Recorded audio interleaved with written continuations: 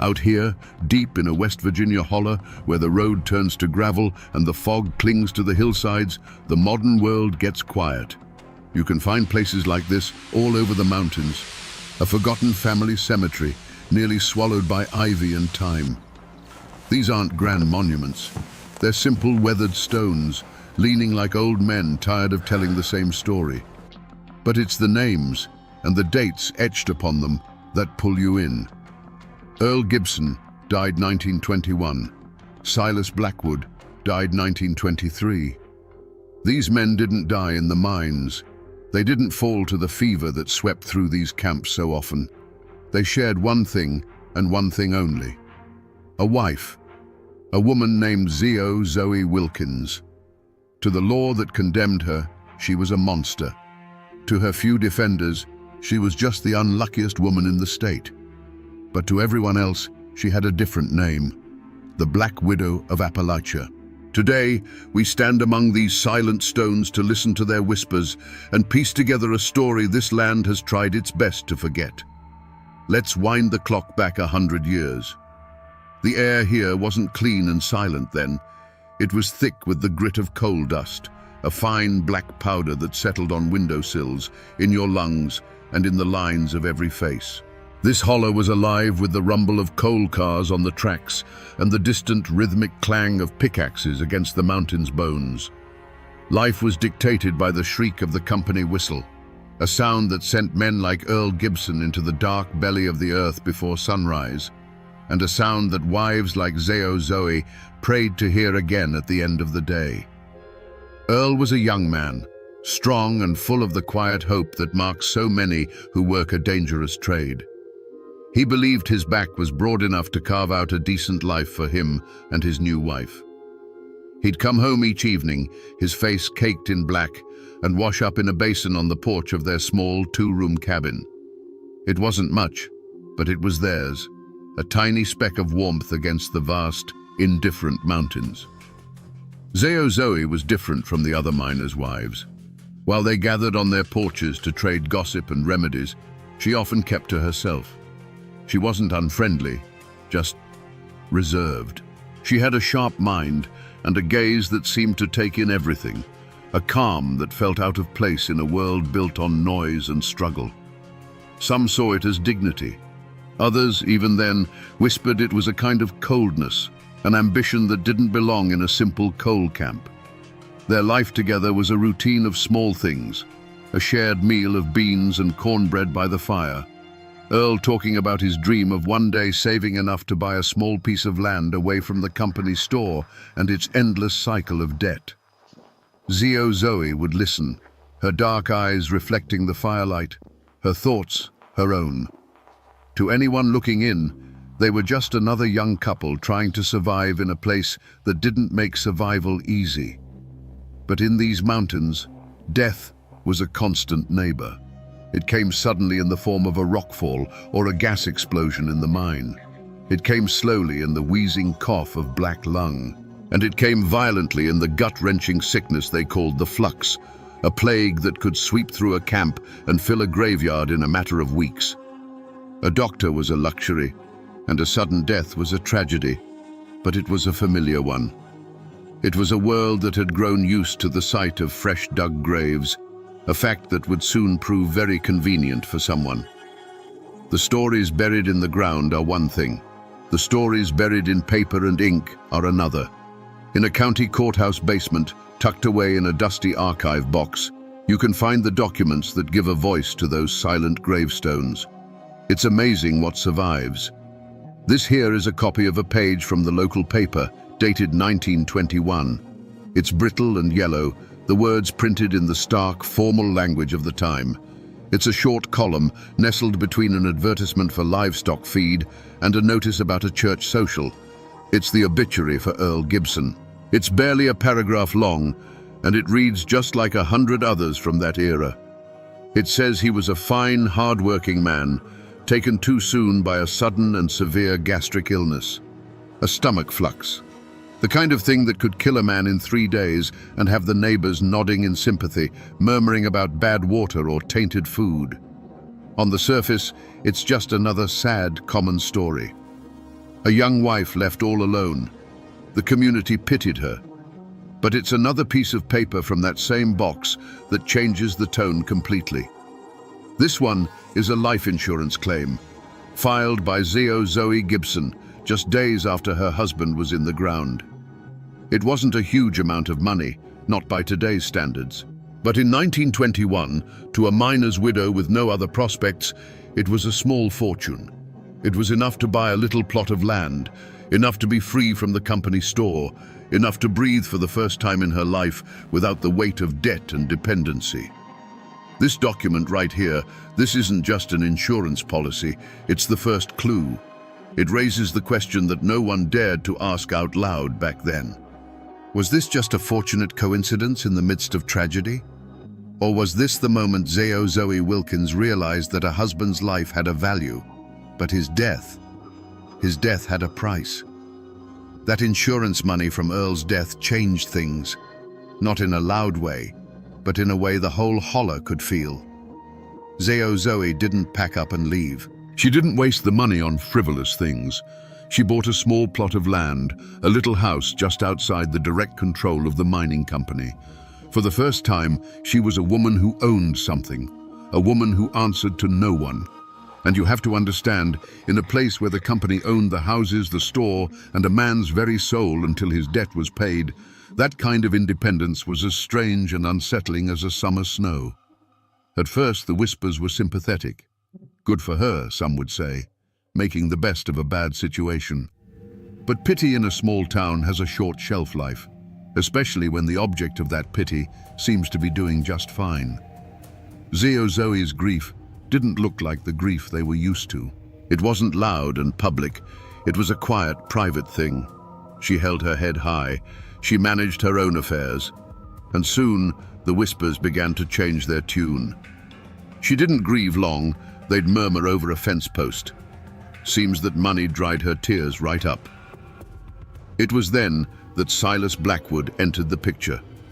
Silas was a mine foreman, older than Zoe, a man with a bit of authority, and more importantly, a healthy savings account. He was a widower himself, known to enjoy his drink, a man whose loneliness was as plain to see as the coal dust on his boots. He saw in Zoe a beautiful, quiet woman, a fine wife to run his home and ease his later years. He was flattered by her attention. And Zoe, well, she saw something in him too. She saw security. She saw a bigger house, more money, another step up and away from the life she was born into. That first insurance policy had been a revelation. It had shown her a way out of the grime and the poverty, a path paved not with a lifetime of backbreaking labor, but with a simple signature on a piece of paper and a well-timed tragedy. Her courtship with Silas Blackwood wasn't a romance. It was a business transaction, and the whole community was watching. They saw the older man, charmed and foolish. They saw the young widow, her eyes not on the man, but on what the man had. The seeds of conflict weren't just being sown in that little house. They were being planted in the minds of every neighbor who watched her, every gossip at the company store. They were just waiting for a reason for their suspicions to take root, and Zoe was about to give them one. History isn't just found in archives. Sometimes it's sitting on a front porch in a rocking chair, waiting for someone to ask the right questions. Down a winding road, I found Elmore Vance. He's an old man now, with hands as gnarled as oak roots and eyes that have seen nearly a century of these mountains. He is the great-nephew of Silas Blackwood, and his grandfather was the man who first tried to sound the alarm. For his family, the story of Zoe Wilkins isn't a folk tale. It's a wound that has never fully healed. He doesn't call her the Black Widow. In the Vance family, she has always been that Wilkins woman. He speaks in a slow, deliberate cadence, the way men do when they're recalling a story they've heard 1,000 times, a story that's become a part of their own blood. My granddaddy, Jasper, he begins, he liked Silas, but he never trusted her, not for a minute. He said she had still eyes, like a snake on a rock, watching but never blinking. According to the story passed down to Elmore, The trouble came to a head just 6 months after the wedding. Silas, puffed up with pride and eager to show what a good provider he was, told his brother Jasper that he'd taken out a brand new, sizable life insurance policy. "Just to make sure my Zeo is looked after if anything happens to me," he'd said with a grin. Elmore leans forward in his chair. Granddaddy said when he heard those words, a cold spot formed right in his gut. It was the same story, all over again. Jasper went to Silas that very evening and begged him to see reason. He didn't accuse Zoe directly, not at first. He just pleaded with his brother's common sense. "A woman who profits from one husband's grave is just unlucky," Elmore recounts his granddaddy saying. "But a woman who stands to profit from a second, that ain't luck, Silas. That's a plan." But Silas was blinded by his new bride. He got angry, accused his brother of jealousy, and told him to get out of his house and mind his own business. That argument, on the porch of a cabin that no longer stands, was more than just a family squabble. It was a line drawn in the dirt. Jasper Vance had made himself a problem. He had spoken the suspicion that everyone else was only whispering, and in doing so, he had put himself directly in the path of that Wilkins woman. The point of no return had been crossed, not just for Silas, but for his brother too. The argument didn't happen in whispers. It was a confrontation, born of desperation. Following his grim conversation with Silas, Jasper Vance couldn't let it rest. He walked over to his side, casting a warm, deceptive glow. Zoe herself sat in a rocking chair by the hearth, darning one of Silas' work socks. She moved with a quiet efficiency, a picture of domestic peace. Jasper stood in the doorway, his hat in his hands. He didn't waste time on pleasantries. "Silas," he said, his voice low and urgent, "we need to talk. That new insurance policy, it don't sit right with me." Silas, who had been enjoying the quiet evening, stiffened. He looked from his brother's worried face to his wife, who hadn't even looked up from her sewing. "Now, Jasper, we've been over this." "No, we ain't," Jasper insisted, stepping inside. "Earl Gibson took sick not long after she insured him. Now you do the same, and for twice the money. You're a fool if you don't see the pattern." The accusation hung in the small room, thick and ugly. Zoe's needle stopped its steady rhythm. For a single charged moment, the cabin was utterly silent. Silas's face flushed with anger. It was one thing for the town to whisper, but for his own brother to say it, in his own home, in front of his wife, it was an unbearable insult. "You'll not come into my house and call my wife a ghoul," he roared, getting to his feet. "She's a good woman. She's nursed me when I was sick. She's kept this house better than anyone. You're just jealous." "Jealous of what, Silas?" "Your own funeral?" Jasper shot back.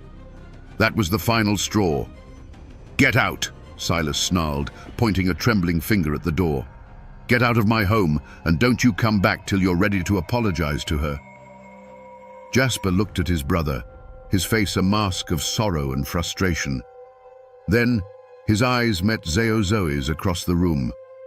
For the first time, she looked directly at him. There was no anger in her eyes, no fear. There was nothing at all.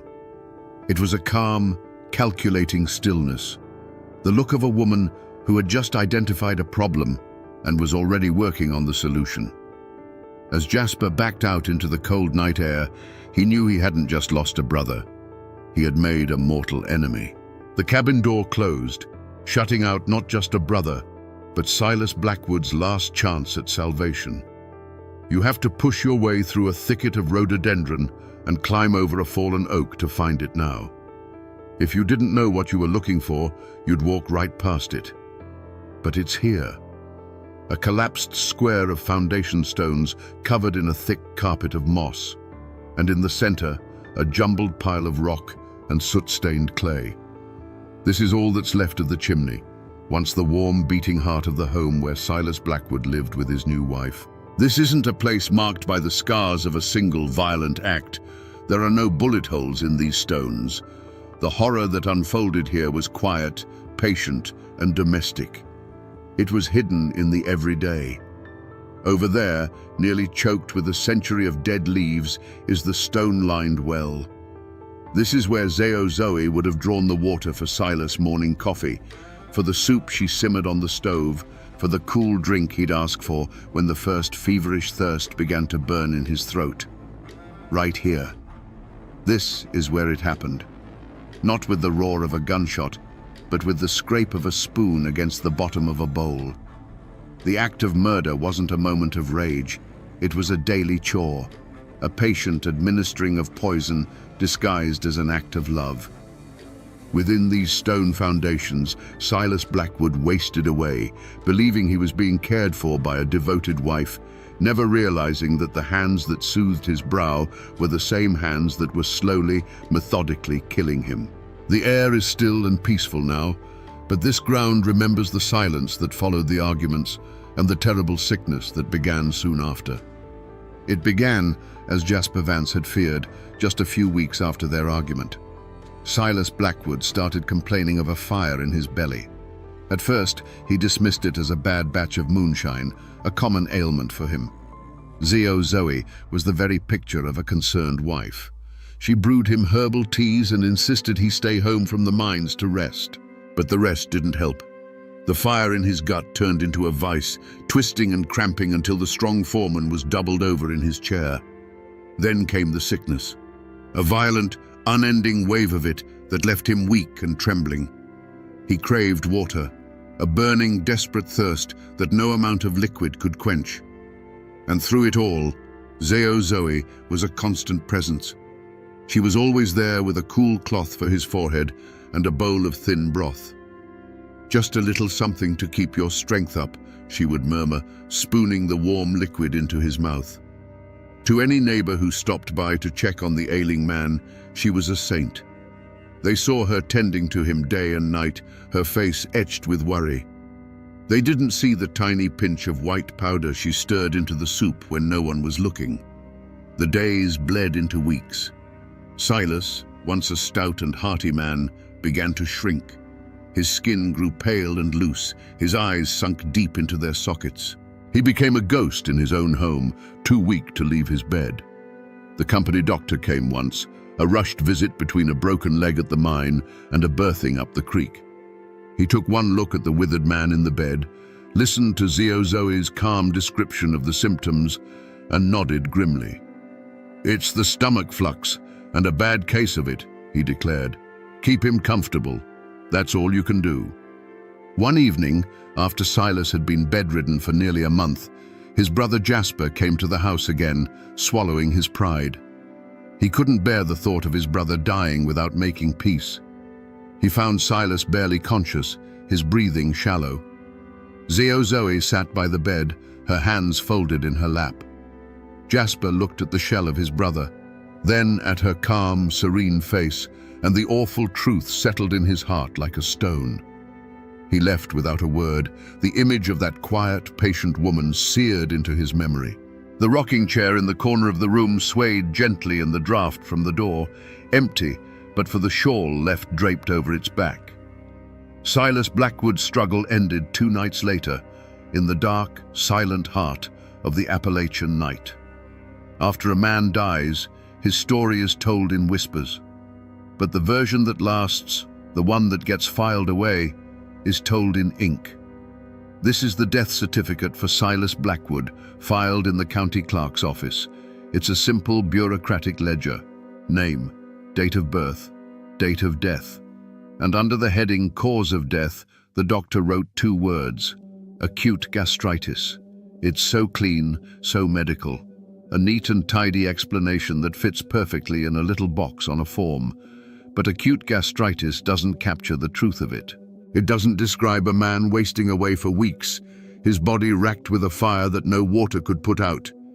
It doesn't mention the insurance policy that had just been signed, or the brother who was shouting warnings that nobody listened to. The official record sanitizes the horror, boiling a slow, agonizing death down to a stomach ache. But then, you find another file. This one isn't from the doctor, it's from the insurance company. And insurance men, they have a different kind of curiosity. They deal in patterns and probabilities. The report, written by a claims investigator, is just as dry, but it asks a pointed question. He notes, "This is the second claim filed by Mrs. Wilkins in 3 years, both following the sudden gastric death of a husband. Further inquiry is recommended." Those 2 words, further inquiry, were the spark that lit the fuse. That recommendation led to this, the exhumation order from the circuit court judge. Look at the formal, looping script. It gives law enforcement the authority to go to the quiet churchyard cemetery and disturb a fresh grave. This piece of paper took the whispers of the holler and turned them into the cold, hard action of the law. The official record started with a lie, but it ended with an order to dig up the truth. That exhumation order was not a quiet affair. The news spread through the hollers like a brush fire. On the day the sheriff and his deputies arrived at the cemetery with shovels, a crowd gathered at a respectful distance, their faces a mixture of morbid curiosity and dread. The sound of digging was the only noise that broke the silence. When the caskets of both Earl Gibson and Silas Blackwood were opened, a collective gasp went through the onlookers.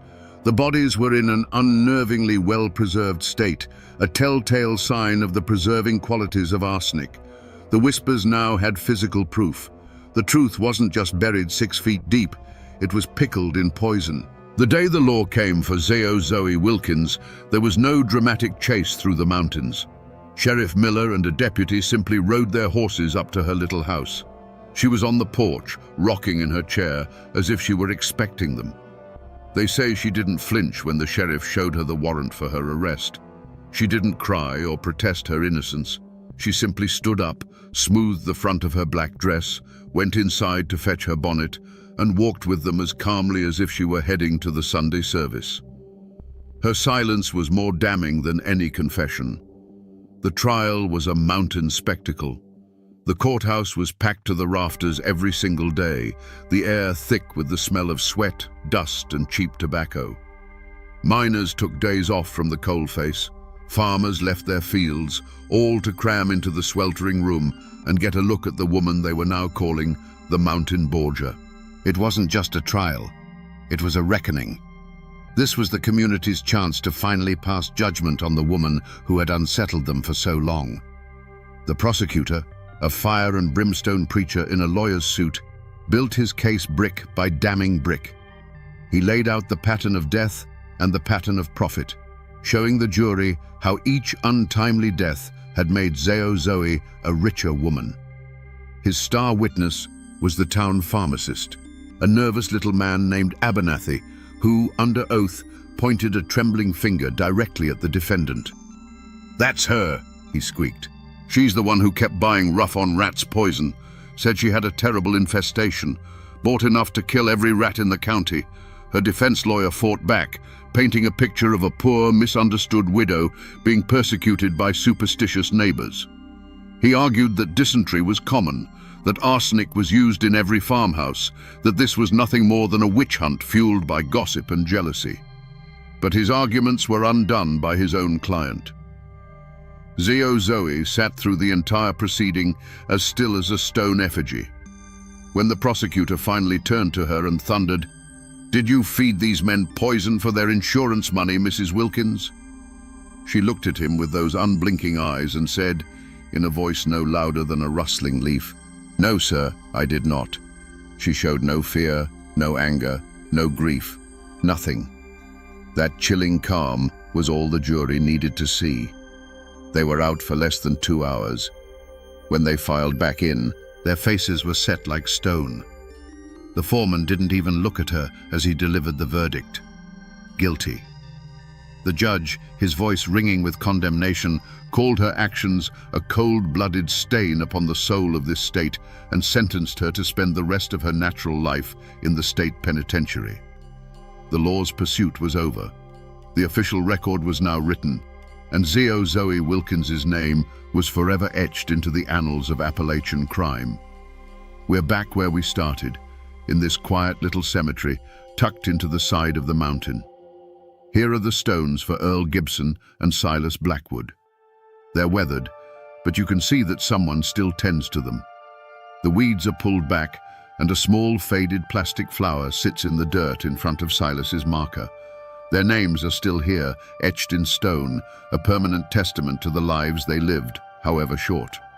They remain a part of this land, buried in the soil they called home, remembered by family. But to find Zoe Wilkins's final resting place, you have to travel hundreds of miles away to the grounds of the old state penitentiary. There's a field there, behind the high stone walls. It's not a family plot. It's a place of grim uniformity, a grid of simple, numbered markers for the inmates who lived and died in the state's care. There are no loving epitaphs, no flowers, no family names. It's a place scrubbed clean of personal history. And under one of those anonymous markers lies the woman who caused so much turmoil. There is the final biting irony of her story. The woman who craved land, money, and independence, who killed to possess the property of other men, ended her days with nothing to her name. Her final home is a numbered plot of earth owned by the very state that locked her away. Her victims, the poor miners she looked down on, lie here in the free mountain air, their names known. Her name, the one that once struck fear into a whole community, is nowhere to be found. Looking at these disparate graves, the remembered and the forgotten, you realize the verdict wasn't the end of the story. It was just the beginning of the final chapter. For the families left behind, and for Zoe herself, the sentence was the start of a long, slow aftermath, a shadow that would stretch on for decades. After the gavel fell and the cell door clanged shut, a different kind of quiet settled over the holler.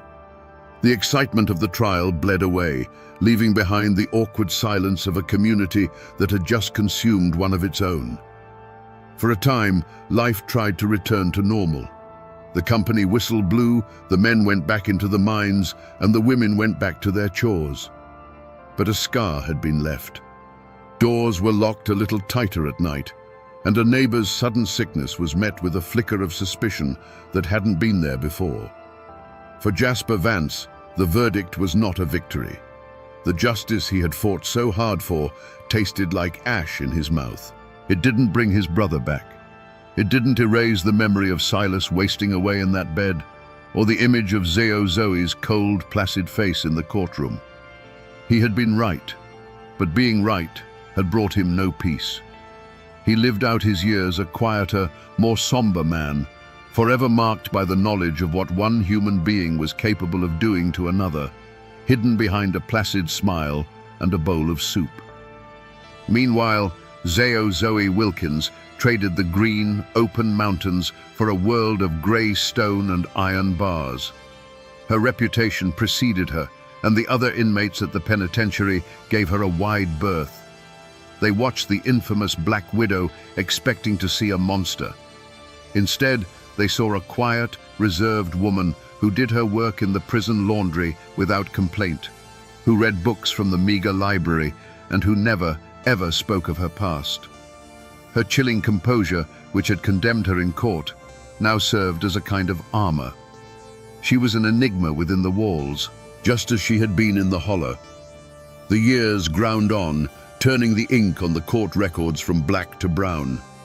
Zoe's dark hair turned to grey. Her youth and beauty faded under the harsh prison lights, but her story didn't. She never filed an appeal. She never sought a pardon.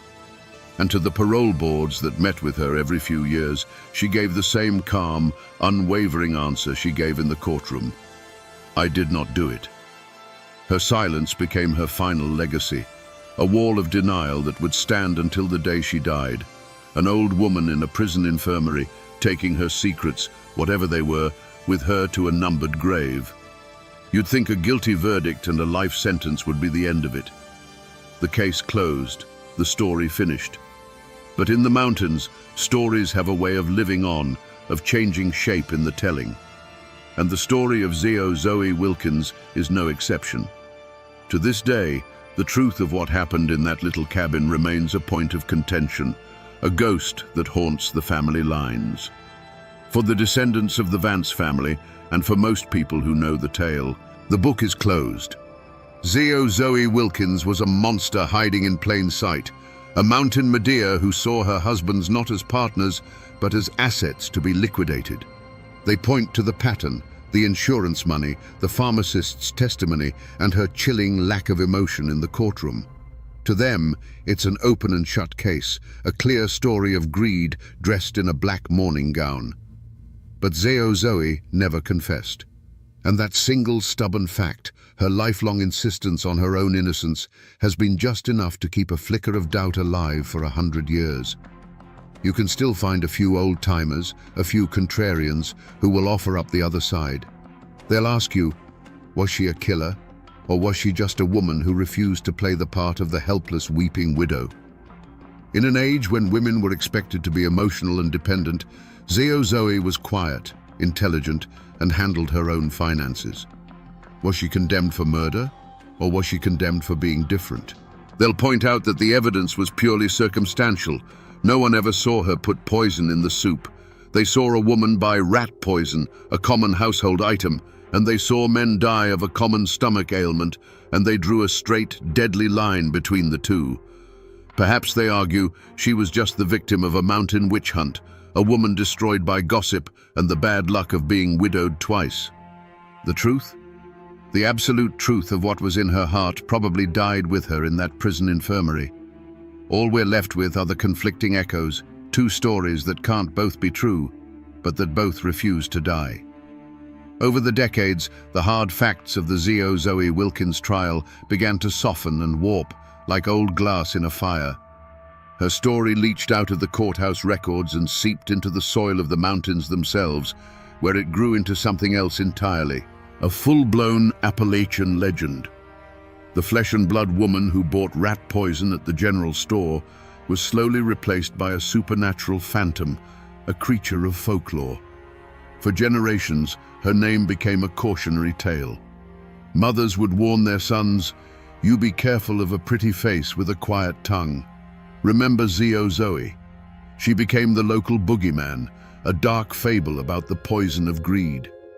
They stopped talking about arsenic and started whispering about a secret spring deep in the woods whose water was tainted by the devil himself, water she would collect in a blue glass bottle under a new moon. They swore that the roses she planted on her husband's graves always bloomed with withered black petals, as if the very ground rejected her feigned grief. And of course, there is the ghost story. Some say that on a moonless night, if you stand by the fallen chimney where her house once stood, you can sometimes see a faint light moving through the trees. They say it's the ghost of Zoe, forever wandering the land she bought with blood, eternally searching for something she can never truly own. The real woman died in a state prison far from here. But the legend, the dark and terrifying story the mountains created to explain a horror they couldn't comprehend, that story never left. And so we find ourselves back where we began, standing in this quiet patch of ground among the leaning stones. It looks the same.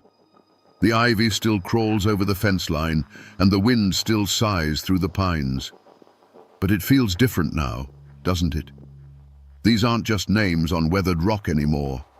They are Earl and Silas, men with hopes and fears, whose lives ended in a bowl of soup. We see the ghost of a small cabin over on that ridge, and we can almost feel the cold, calculating gaze of the woman who watched the world from its porch. We have followed this story from these graves to the dusty pages of the courthouse, from the faded memory of an old man on his porch to the grim reality of a prison ledger. We've seen how a real-life tragedy, born of desperation and greed, can curdle into a ghost story told to frighten children. It's a reminder that every forgotten foundation, every overgrown family plot you pass on a lonely road isn't just a ruin.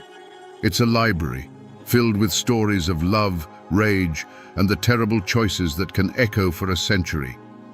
Was Zoe Wilkins a cold-blooded monster, or a misunderstood woman condemned by circumstance? The absolute truth of what was in her heart is likely buried with her in that anonymous grave. But in the end, it almost doesn't matter.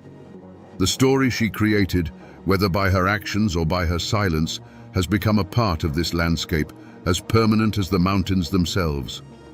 The arsenic has long since turned to dust. The insurance money is gone. The people are all just memories, but the story remains.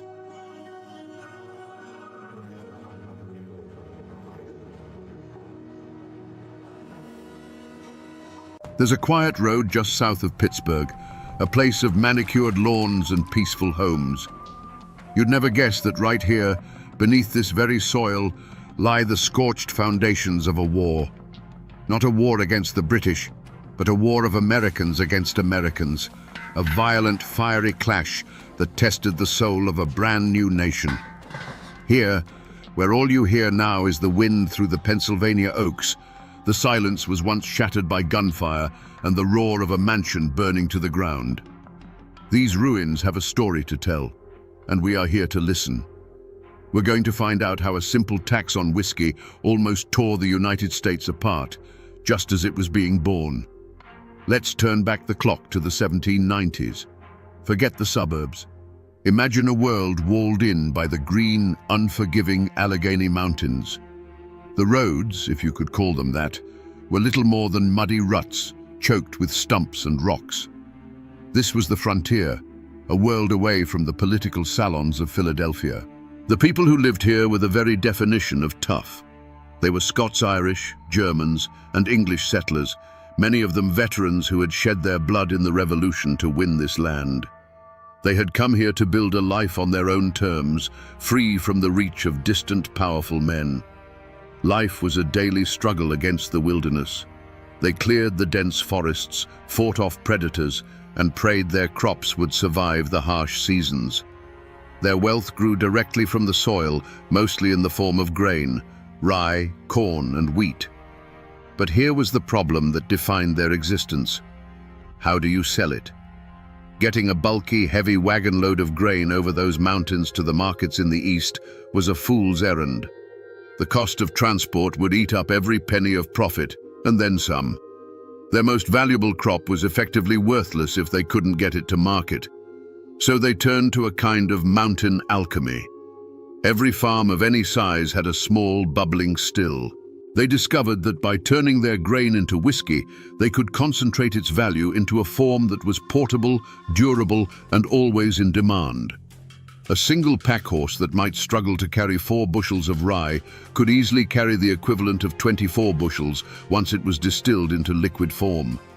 It was a brilliant, practical solution born from the hard logic of the mountains. But to see this as just a drink is to misunderstand everything. Whiskey wasn't a luxury for these people. It was the lifeblood of their entire economy. In a land where hard cash was scarcer than a friendly taxman, jugs of Monongahela rye were the currency. You paid the blacksmith for shoeing your horse with whiskey. You paid the storekeeper for a new axe with whiskey. You might even pay a portion of the preacher's salary with it. It was their universal medicine, used to treat everything from a snake bite to a winter fever. It was the social lubricant that sealed deals, celebrated weddings, and brought communities together in the local taverns to argue politics and trade news. To tax whiskey, from their perspective, wasn't to tax a simple beverage. It was a tax on their money, a tax on their medicine, a tax on the very fabric of their society. It was a tax on their right to survive in this wild, isolated world they had fought so hard to build. But to understand the collision that was coming, you have to do more than just listen to the whispers in the mountains. You have to look at the official documents, the words that set the whole thing in motion. I'm holding a copy of a newspaper clipping from a Philadelphia paper printed in 1791. The paper is yellowed and brittle, but the words are sharp and clear. It announces an act concerning the duties on spirits distilled within the United States. This wasn't just a law. It was the masterstroke of one of the most brilliant, ambitious, and controversial men in American history, Treasury Secretary Alexander Hamilton. To him, this piece of paper was the solution to a national crisis. The country was drowning in debt from the Revolutionary War, and Hamilton believed that to survive, the United States needed to prove it could pay its bills. He needed a steady, reliable source of federal income, and a tax on whiskey seemed like a logical choice. It was a grand, logical machine on paper, designed to build the nation's credit and assert the power of the new central government. But this document is more than just a financial plan. This is the disconnect. To a man like Hamilton in a Philadelphia office, national credit was everything. To a farmer in a log cabin on the far side of the mountains, it was a phantom concept. This newspaper clipping, with its cold legal language, wasn't seen as a solution. It was seen as a provocation, a declaration of economic war. And its arrival in the West raises the critical question that ignites the whole conflict. What happens when a law, perfectly logical on paper, is imposed on people whose entire way of life makes that law impossible to obey? When news of Hamilton's excise tax finally trickled over the mountains, carried by weary travelers and in the pages of day-old newspapers, it landed like a lit match in a powder keg. To the farmers, this wasn't a reasonable fiscal policy. It was a deliberate attack on their way of life, orchestrated by a distant government that neither knew nor cared about them. The law, so neat and tidy on Hamilton's desk in Philadelphia, was a declaration of war on the frontier. The poison was in the details, and every detail seemed perfectly crafted to crush the small Western farmer. The tax was levied at a flat rate, which meant a farmer with a small, inefficient still who produced maybe a few gallons a week for his family and neighbors paid a far higher percentage of his product's value than the big commercial distilleries back east. It was a law that punished the little guy and rewarded the wealthy operator. Even worse, the tax had to be paid in hard currency, in cash. For the people of the frontier who bartered with whiskey and deerskins, who might not see a silver dollar from one month to the next, this was an impossible demand. It was like asking a man to pay you with a piece of the moon. It proved in their minds that the men who wrote this law had no concept of the world they were trying to rule. But the cruelest twist of the knife, the one that felt like a slap in the face with the ghost of King George, was the matter of justice. If you were accused of not paying the tax, you wouldn't be tried by your neighbors in a local court. No, you would be issued a federal writ, forcing you to abandon your farm and your family and travel 300 agonizing miles over the mountains to a federal courtroom in Philadelphia. There, you'd face a federal judge and a jury of city merchants who saw you as little more than a backwoods savage. This was the very tyranny they had just fought a revolution to escape. The tax collector became the new redcoat, and the whispers of resistance began to build into a roar. To truly understand the fury that was building, official records and old newspapers aren't enough. You have to listen to the stories that were never written down, the ones passed from one generation to the next around a winter fire. I found that story in a small, dusty historical society in Washington County, speaking with a local historian whose family has been in these hills since they were still a wilderness. His name is David Miller, and he is a living library of this region's memory. The air in his office smelled of old paper and leather. He didn't show me a document. Instead, he pointed to a faded map on the wall, a hand-drawn survey of old land grants. "The history books tell you this was about a tax," he said, his voice a low rumble. And it was. But that's not the whole of it.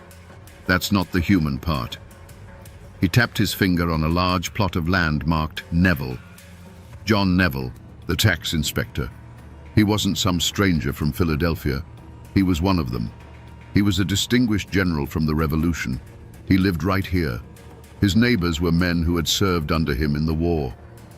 David leaned forward, his eyes intense. "My great-great-grandfather used to say that the real trouble wasn't the tax itself, but the man sent to collect it. They saw Neville with his fancy mansion on the hill and his government salary as a traitor.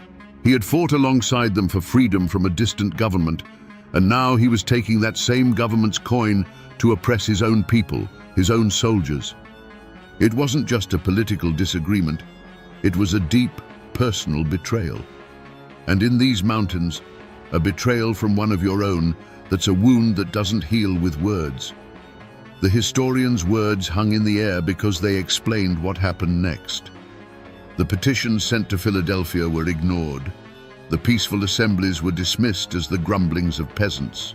So, the people of the mountains decided to send a message that couldn't be ignored. It began with the arrival of the federal tax collectors, the excisemen.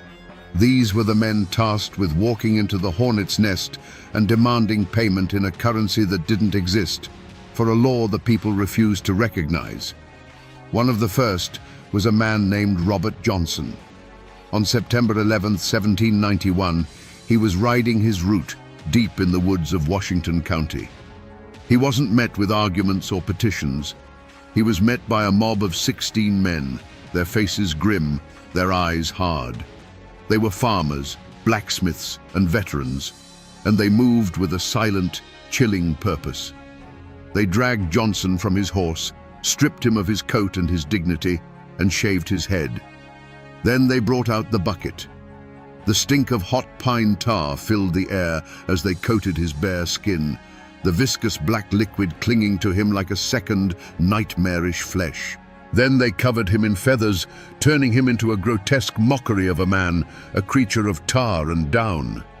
They abandoned him like that, alone and humiliated in the forest, a living, breathing warning to any other federal agent who dared to venture into their hills.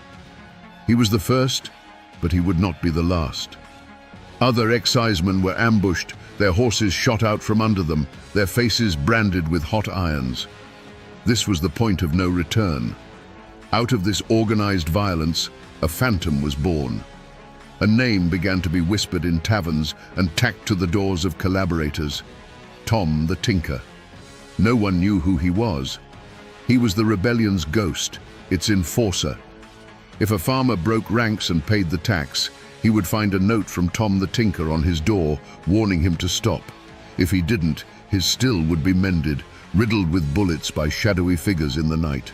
The attack on Robert Johnson wasn't just an assault on a man, it was a declaration. For the farmers, it was a necessary act of defiance. For the government in Philadelphia, it was treason.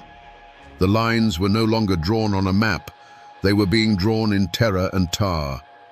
The time for talk was over. The time for guns was coming. I'm standing now on a gentle rise of land in what is today a quiet, affluent suburb. It's called Bower Hill. There are beautiful homes here, cars gliding silently down the paved streets. There's nothing to see but a small bronze historic marker on the side of the road, the kind of thing you barely notice as you drive by. But this ground, right here beneath my feet, is the most important piece of real estate in this entire story. This isn't just a hill, it's a battlefield. Right here stood the ghost of a house. It was the fortified mansion of General John Neville, the tax inspector, a place of wealth and federal authority that loomed over the surrounding countryside. It was a symbol of everything the rebels hated. Looking out over these manicured lawns, you have to peel back the layers of time and imagine it. A two-story log home, but built like a fortress, with thick walls, heavy shutters, and a commanding view of any approach. The orchard, which is now someone's backyard, was where the rebels took cover. The gentle slope leading up to the road was a killing field. This place is the Scar. It's the physical point on the map where the simmering rage of the frontier finally boiled over into open warfare. It was here, in the suffocating heat of July 1794, that hundreds of angry men, their faces set with grim purpose, marched up this very hill. They were no longer a faceless mob of tinkers in the night. They were an army, and they had come to burn down the symbol of their oppression. This is where the talking stopped for good. This quiet suburban hill is where the first real shots of this new American war were fired. The afternoon sun of July 17, 1794, beat down on 500 armed men as they marched on Bower Hill. This was no shadowy band of night riders. This was an organized militia, moving with purpose, their faces smeared with soot and grim determination. They were led by Major James McFarland, a man who had fought bravely in the Revolution, and now he found himself leading a new army against what he saw as a new tyranny. When they reached the hill, They surrounded Neville's fortified home, a wooden castle on a sea of green grass. The air grew thick with tension. The first shots were sporadic, like the opening drops of a thunderstorm. The rebels took cover behind trees and in the tall grass of the orchard, their long rifles barking at the shuttered windows of the mansion. Inside, Neville and a small detachment of 10 federal soldiers returned fire. For a time, it was a standoff, a deadly dance of smoke and noise. Then, a white flag was seen from inside the house. Or at least, the rebels thought it was a white flag, a signal for a truce. Major McFarlane, a man of honor who believed in the rules of war, stepped out from behind a tree. He called for Neville to surrender. It was a fatal mistake. A single shot cracked from the mansion, sharper than the others, and McFarlane crumpled to the ground. A wave of horrified silence washed over the rebels, followed by a roar of pure, unadulterated fury. They believed they had been tricked, that their leader had been murdered under a flag of truce. The battle was no longer about attacks. It was now about blood. All restraint was gone. A primal rage took hold of the militia. They screamed for vengeance, their voices a raw chorus of grief and anger. The command was given to set fire to the outbuildings. They lit torches and stormed the smaller structures first, the barns, the smokehouse, and the slave quarters. The sound of splintering wood was followed by the hungry roar of flames. Thick, black smoke began to pour across the lawn, choking the air and turning the blue sky a sickening gray. The fire was a living thing now, a monster they had unleashed. It crawled from the outbuildings to the main house, the intense heat causing the windows of the mansion to shatter. The defenders inside, gasping for air in the suffocating smoke, knew it was over. The choice was to burn alive or surrender to the mob. They chose surrender. Neville and the soldiers stumbled out of the burning fortress, their faces blackened, their hands in the air. The rebels swarmed the property, their victory absolute. They offered no cheer. They simply watched in grim silence as the flames devoured the symbol of their oppression. All through the night, the magnificent estate of Bower Hill burned, its fire a defiant beacon against the dark sky, a signal visible for miles.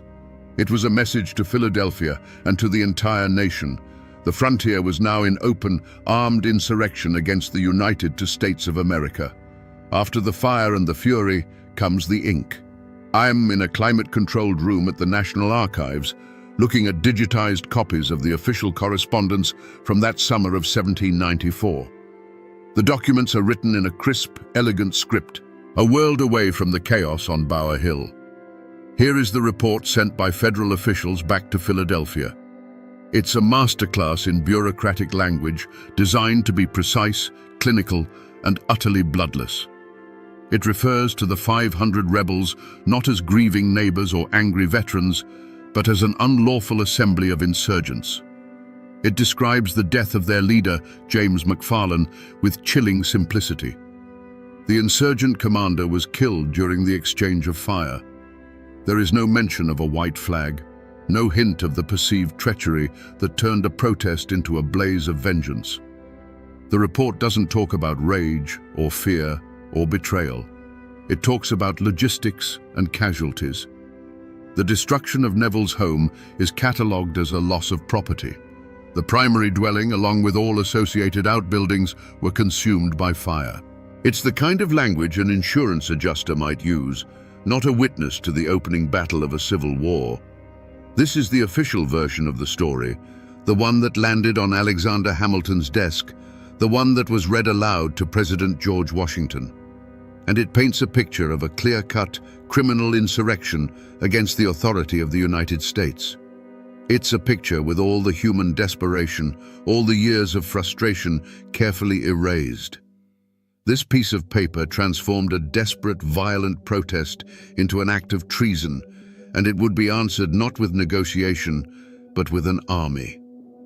The news of Bower Hill struck Philadelphia like a thunderclap. To President George Washington, this was more than a riot. It was the ultimate test of the new republic. He had watched Shays' rebellion nearly tear the country apart under the old, weak Articles of Confederation. He knew that if a government cannot enforce its own laws, it is no government at all. Urged on by a determined Alexander Hamilton, who saw this as the perfect moment to assert federal authority, Washington made a decision that would echo through American history. He would not just send an army, he would lead it.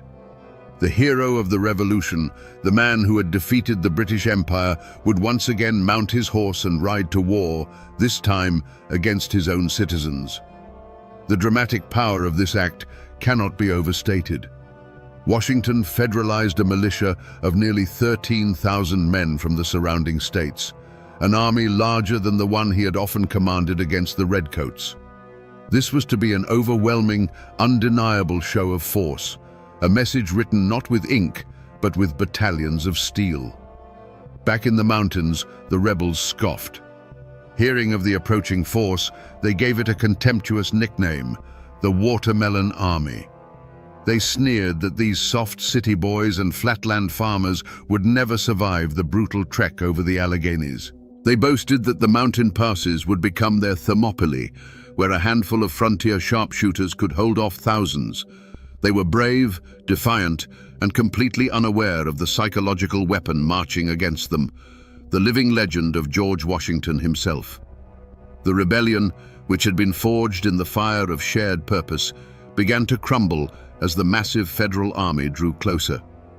Washington, in his full military uniform, rode at the head of his troops as far as Bedford, Pennsylvania. His very presence had a profound, chilling effect. This wasn't some faceless bureaucrat from the capital. This was the father of the country, and his face was set against them. The righteous certainty of the rebellion began to waver, then broke completely. When the Watermelon Army finally crested the Allegheny Mountains and descended into the western counties, they found no rebel force waiting for them. The insurrection had evaporated like mountain mist in the morning sun. The leaders, hearing of the approaching Leviathan, had fled down the Ohio River to the wild frontier.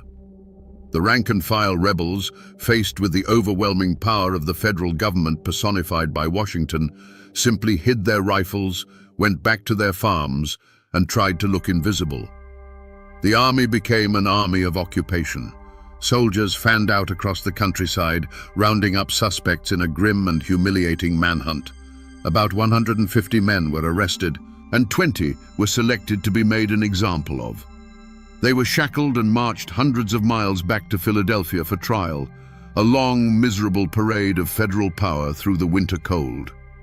In the end, the government's point had been made. Only 2 men were convicted of treason, and in a final act of masterful statesmanship, President Washington pardoned them both. He had shown the nation that its new government had a sword, but it also had the wisdom to know when to keep it in its sheath. Every story, no matter how full of fire and fury, eventually ends here, in a quiet patch of earth, under a silent stone. I am in the cemetery of the Allegheny County Memorial Park, a vast and peaceful place. It took some searching, but I found the grave of Brigadier General John Neville. The stone is solid, imposing, a testament to a man of substance and authority who lived a long life after the flames of Bower Hill died down. His story ended with wealth and respect. He was the man who stood for the law, and he was rewarded for it. But just a few miles away, in a much older, humbler churchyard, is a different kind of stone. It's weathered by 2 centuries of rain and snow, the words growing faint. It marks the grave of Major James McFarland.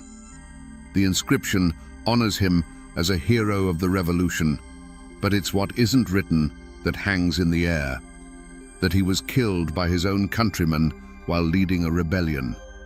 He was the hero who died for his cause, the man who believed he was fighting the same fight for freedom all over again. Here they are, the enforcer and the rebel, the man who survived and the man who fell. They were the 2 poles of this entire conflict, and now they lie as quiet neighbors in the same Pennsylvania soil. Their personal wars are long over. But standing here, between these two graves, the real question emerges. What happened to the world they fought over after the army went home and the last pardon was signed? What became of the survivors? And what was the true cost of this rebellion, paid by those who had to live in its long, cold shadow? After Washington's army marched home and the pardons were signed, a sullen, bitter peace settled over the hills of western Pennsylvania. The rebellion was crushed, its leaders scattered, its followers humiliated. The federal government had proven its point with a 13,000-man fist. But it was the peace of subjugation, not reconciliation. For the farmers who remained, the world had changed forever. The federal government was no longer a distant, abstract idea in Philadelphia. It was a real and terrifying power that had marched into their homes and taken their neighbors away in chains. The whiskey tax, the hated cause of the whole affair, remained the law of the land. It was a symbol of the government's victory, a constant reminder of who was in charge. But enforcing it was another matter entirely. The spirit of defiance hadn't been extinguished. It had just learned to be quiet. Federal collectors who ventured into the hills were met not with tar and feathers, but with a wall of silent, uncooperative hostility that was just as effective. The tax was a failure, collecting very little revenue, and it was eventually repealed a few years later by President Thomas Jefferson and his new party, who had risen to power in part by championing the cause of the Western farmer. But the real legacy of the rebellion wasn't political, it was cultural. The open, proud tradition of the farmer distiller was dead. In its place, something new was born in the deep woods and secret hollows. The rebellion went underground. The still, once a common piece of farm equipment, was now hidden deep in the forest, set up in a ravine or a cave, operated by the light of the moon to hide the smoke from the law. The whiskey rebel, a soldier in an open fight, transformed into a new kind of folk hero. The moonshiner, forever locked in a cat-and-mouse game with the federal revenuers. It was the same war, just fought with different tactics. For many families, however, western Pennsylvania was now tainted ground. The dream of freedom they had sought there had been crushed by the very nation they had helped create. So they did what their ancestors had always done when faced with a power they could not defeat. They moved on. They packed their wagons, loaded up their stills, and pushed further west, over the next set of mountains and across the Ohio River into the wild territories of Kentucky and Tennessee. They took with them their whiskey-making skills, and more importantly, a deep and abiding distrust of a strong central government. The Whiskey Rebellion was over, but its ghost had just begun to haunt the American frontier. So who were the heroes of this story? And who were the villains? The truth is, the answer to that question changes depending on where you're standing. The Whiskey Rebellion didn't just leave behind scorched foundations and faded gravestones. It left behind two powerful, conflicting legacies that tell two completely different stories about the soul of America. The fighting stopped in 1794, but the argument never truly ended. If you read the official histories, the ones written from the perspective of the federal government, the story is straightforward. The rebels were traitors, a dangerous mob who threatened to drag the fragile new republic back into the chaos of anarchy. From this viewpoint, Washington and Hamilton were the saviors of the nation. They were the strong, decisive leaders who stood for law and order, proving that the United States Constitution wasn't just a piece of paper, but an unbreakable covenant. They saved the country from itself. But if you come here, to the old towns and back roads of western Pennsylvania, and you talk to the people whose ancestors lived this story, you hear a very different version. In these hills, the whiskey rebels are not traitors, they are patriots. They are seen as the true sons of the revolution, men who were defending their homes and their liberty from an unjust, overreaching government, just as they had against the British. In this telling, the rebels were heroes fighting for the common man, and the Federal Army was a tool of oppression sent by Eastern elites to crush them. So which is it? A treasonous insurrection or a patriotic stand for freedom? Was Washington a statesman saving the Republic, or a tyrant crushing dissent? The uncomfortable and powerful truth is that the story holds a piece of both.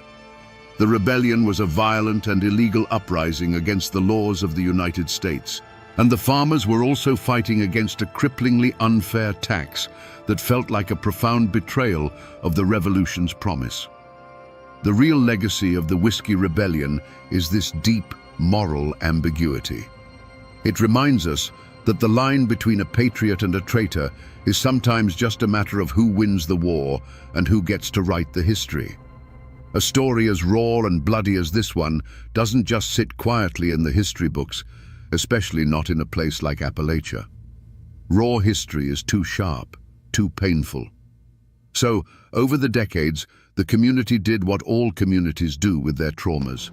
They began to transform it.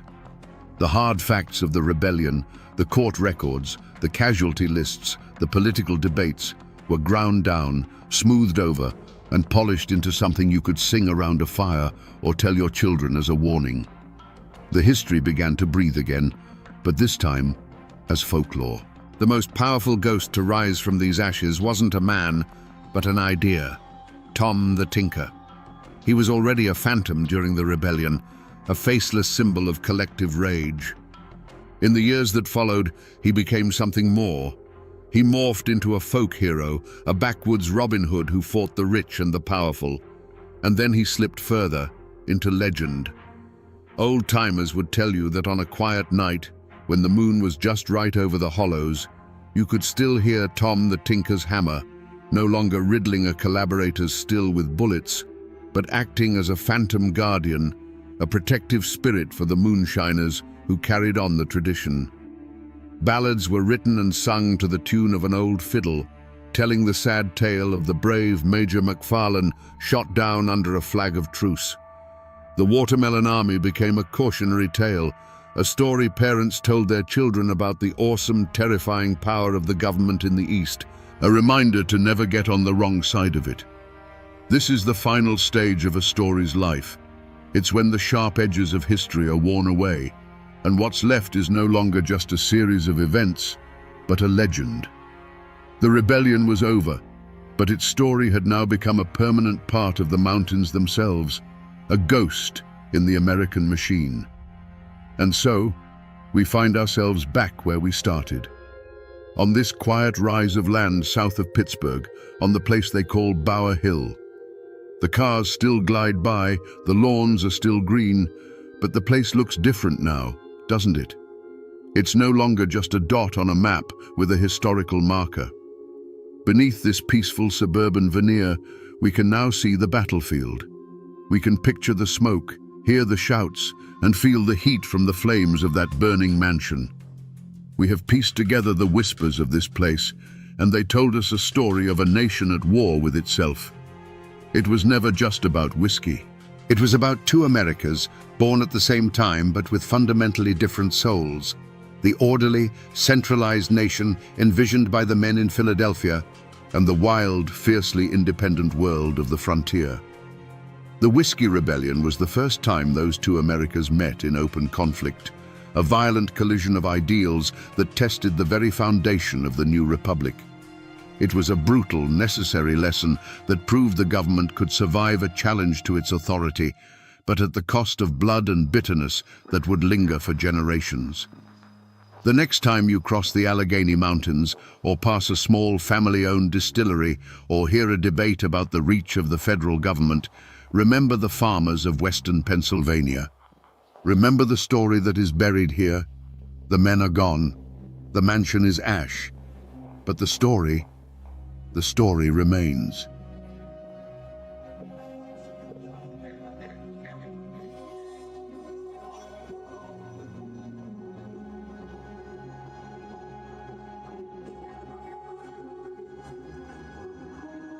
When I say the name Fred Rogers, a specific image floods your mind. You see a red cardigan being zipped up. You see sneakers being tied. You see a gentle smile, and you hear a soft piano melody that makes you feel safe. For 50 years, that name has been synonymous with kindness. It represents a man who taught generations of American children that they were special and that they were loved. It is perhaps the most trusted name in the history of television. But in 1957, in the deep, mist-covered hollows of West Virginia, that name did not mean safety. It did not mean comfort. And it certainly didn't mean it was a beautiful day in the neighborhood. In Fayette County, when people whispered the name Fred Rogers, they didn't smile. They locked their doors. They checked the shotgun behind the frame. Because the Fred Rogers of this story wasn't interested in being your neighbor. He was interested in hunting you. This is not the story of a children's show host. This is the story of a man who walked the same earth at the same time, carrying the same name, but living in a completely different moral universe. While one Fred Rogers was building a land of make-believe, the other was building a very real house of horrors. A place so disturbing that the locals, tough, hardened coal miners and mountain men who had seen everything, couldn't bring themselves to call him a man at all. They called him the Beast Man. To understand how this happened, we have to strip away our modern comforts. We have to go back to a time before smartphones, before DNA profiling, and before the term serial killer even existed. We are going to 1950s Appalachia. Picture a world of steep green mountains that act like walls, cutting you off from the rest of civilization. It is a place of breathtaking beauty, but also of profound isolation. In the 50s, the interstate highway system hadn't yet sliced through these hills. Roads were dirt and gravel. Houses were miles apart, hidden behind thick curtains of oak and pine. If you screamed in a city, someone might hear you. If you screamed here, the sound would just travel up the valley and dissolve into the fog. In this world, survival depended on trust. You had to trust your neighbor because he was the only one who could pull your truck out of the mud or help you fix your barn roof. Strangers were viewed with suspicion, but a neighbor? A neighbor was sacred. And that is exactly what Fred Rogers counted on. He wasn't a drifter. He wasn't a shadow in the alley. He was a member of the community. He was the polite man who waved at you from his porch. He was the man who might offer an elderly woman a ride to the grocery store or help a widow with her taxes. He understood the social fabric of the American South perfectly. He knew that if you wore a suit, spoke softly, and smiled at the right time, you became invisible. We often think of monsters as chaotic, messy creatures. We imagine them lurking in the dark, frantic and wild. But the most dangerous predators in history are the ones who have learned to mimic human behavior. They are the chameleons. They stand in line with us at the bank. They sit in the pew behind us at church. They look like us. Fred Rogers was the ultimate chameleon. He crafted a persona of a successful, charming businessman. He projected an image of stability that attracted exactly the kind of people he was looking for. The lonely, the vulnerable, the people who were just looking for a connection in a world that felt like it was moving too fast. But beneath that carefully ironed suit was a mind that didn't process human emotion like yours or mine. Where you see a person, he saw an object. Where you feel empathy, he felt opportunity. And where you see a home, he saw a hunting ground. To truly grasp the scale of what happened, you need to understand the stage upon which this tragedy played out. West Virginia is often called the Mountain State, but that name doesn't quite do it justice. These aren't just mountains. They are ancient, eroded walls that create a labyrinth of valleys, ridges, and hollows, or as the locals say, hollers. In the 1950s, a holler was more than just a geographical feature.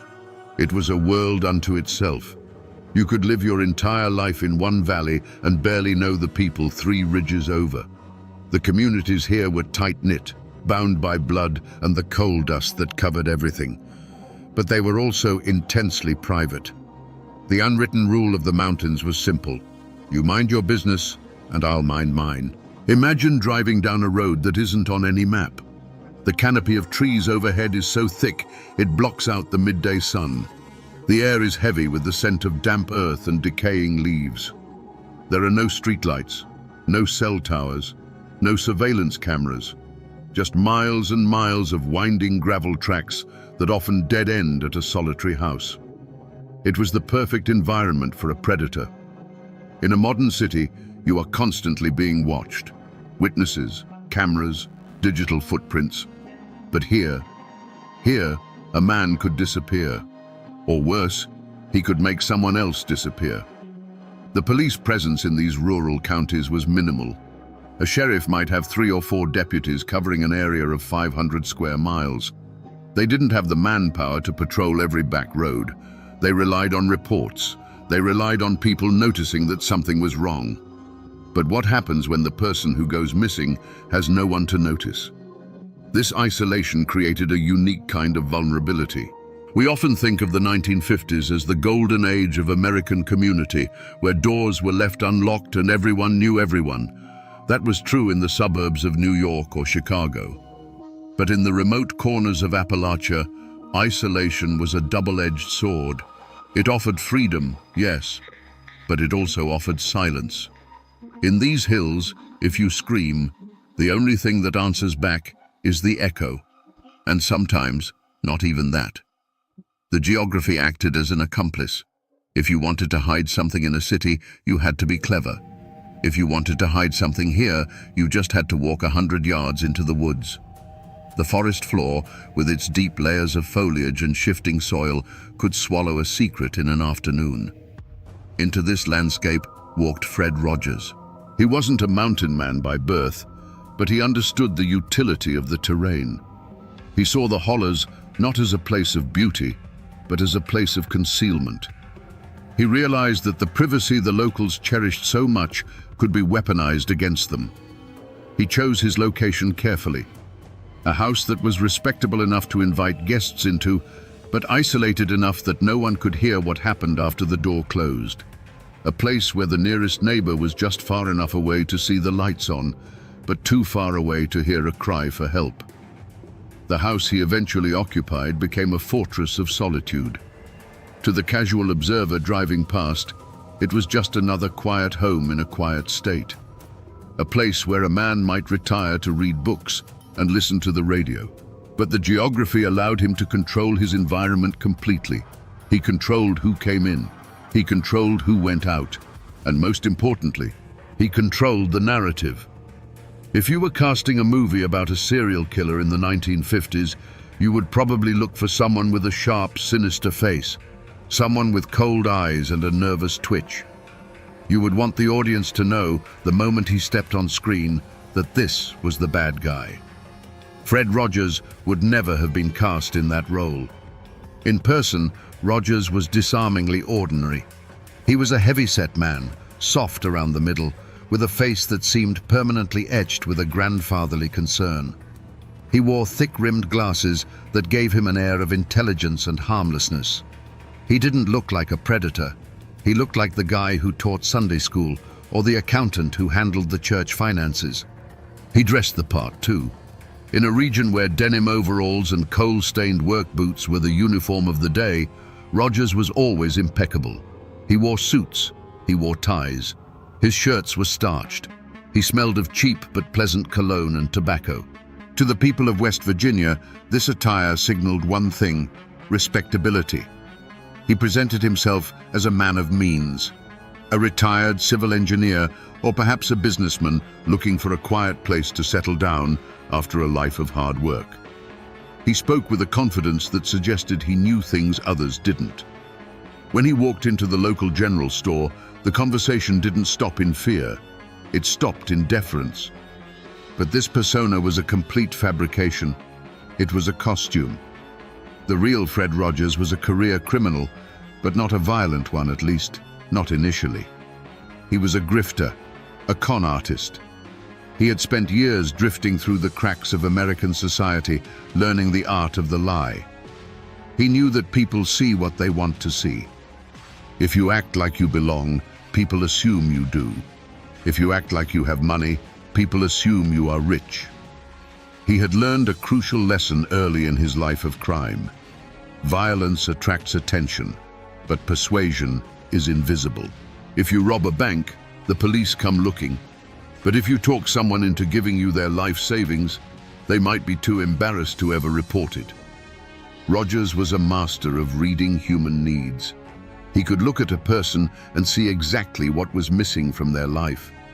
For the men in the community, he offered camaraderie and stories of the outside world. For the women, he offered something far more dangerous: hope. He wasn't a young man. By the time he arrived in West Virginia, he was in his late 50s. This age was his greatest camouflage. We are conditioned to view the elderly as harmless. We hold doors open for them. We trust them with our children. We assume that the fire of aggression burns out with age. Rogers used this bias like a skeleton key. Who would suspect the chubby, bespectacled old man of doing anything worse than cheating at cards? And he realized that in the vast, lonely expanse of America, he didn't need to hunt with a gun. He found a weapon that was far more effective, silent, and reached much further than any bullet. He picked up a pen. In the era before dating apps and instant messaging, the search for love was a slow, deliberate process. For millions of Americans in the 1950s, especially those who were widowed, divorced, or simply left behind by the post-war baby boom, loneliness was a quiet epidemic. To cure this, many turned to Lonely Hearts Clubs. These were magazines and newspapers dedicated to connecting singles across the country. You would send in a photo and a short biography, pay a small fee, and your profile would be printed alongside hundreds of others. It was the Tinder of the atomic age, but infinitely slower, and as it turned out, infinitely more dangerous. For Fred Rogers, these magazines were not a path to romance. They were a catalogue. He didn't just browse them, he studied them.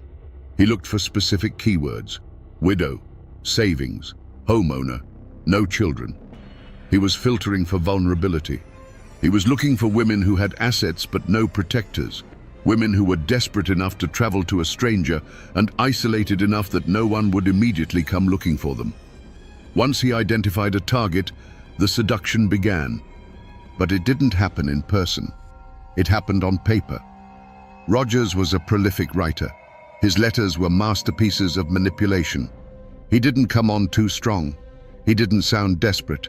He sounded like a kindred spirit. He would write about his own loneliness, a lie, his comfortable retirement, a lie, and his desire for a companion to share his golden years, the biggest lie of all. He spun a fantasy that was irresistible to a woman sitting alone in a small apartment in Ohio or Pennsylvania. He described the beautiful West Virginia hills. He described his large, empty house that just needed a woman's touch to make it a home. He painted a picture of a peaceful, secure future. For a woman struggling with financial insecurity or the fear of dying alone, these letters were a lifeline. Rogers was offering them an escape hatch. But behind the poetic language was a cold, mathematical calculation. Rogers was essentially running a business. The commodity was human life, and the profit margin was whatever was in their bank account. The trap snapped shut when he popped the question. Not necessarily marriage right away, but a visit. "Come see the house," he would write. "Bring your things. If you like it, we can build a life together." He often advised them to sell their property before coming. "Why keep that old house?" he would suggest gently. "Bring the cash. We can put it into a joint account. We'll start fresh. It sounds obvious to us now. The red flags are blinding. But you have to put yourself in their shoes." These were women who had been invisible for years. Suddenly, a charming, successful man is paying them attention. He wants them. He is offering them a fairy tale ending. The desire to believe is a powerful drug. And so, they came. They packed their suitcases. They withdrew their life savings. They boarded trains and buses. They thought they were traveling toward a new beginning. In reality, they were delivering themselves and their money directly to the butcher's door. Let's follow one of these stories to see how the trap actually worked. Imagine a woman named Celia. She's in her late 50s. She's a widow. Her children have grown up and moved away. Her house feels too big, too quiet. The silence in the evening is deafening. Then, she meets Fred Rogers on paper. For 3 months they exchange letters. His handwriting is neat, his tone respectful. By the 4th month, Celia is in love.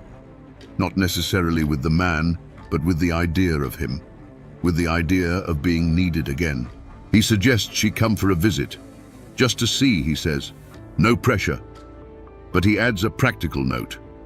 If you do decide to stay, it would be a shame to have to go all the way back to sell your things.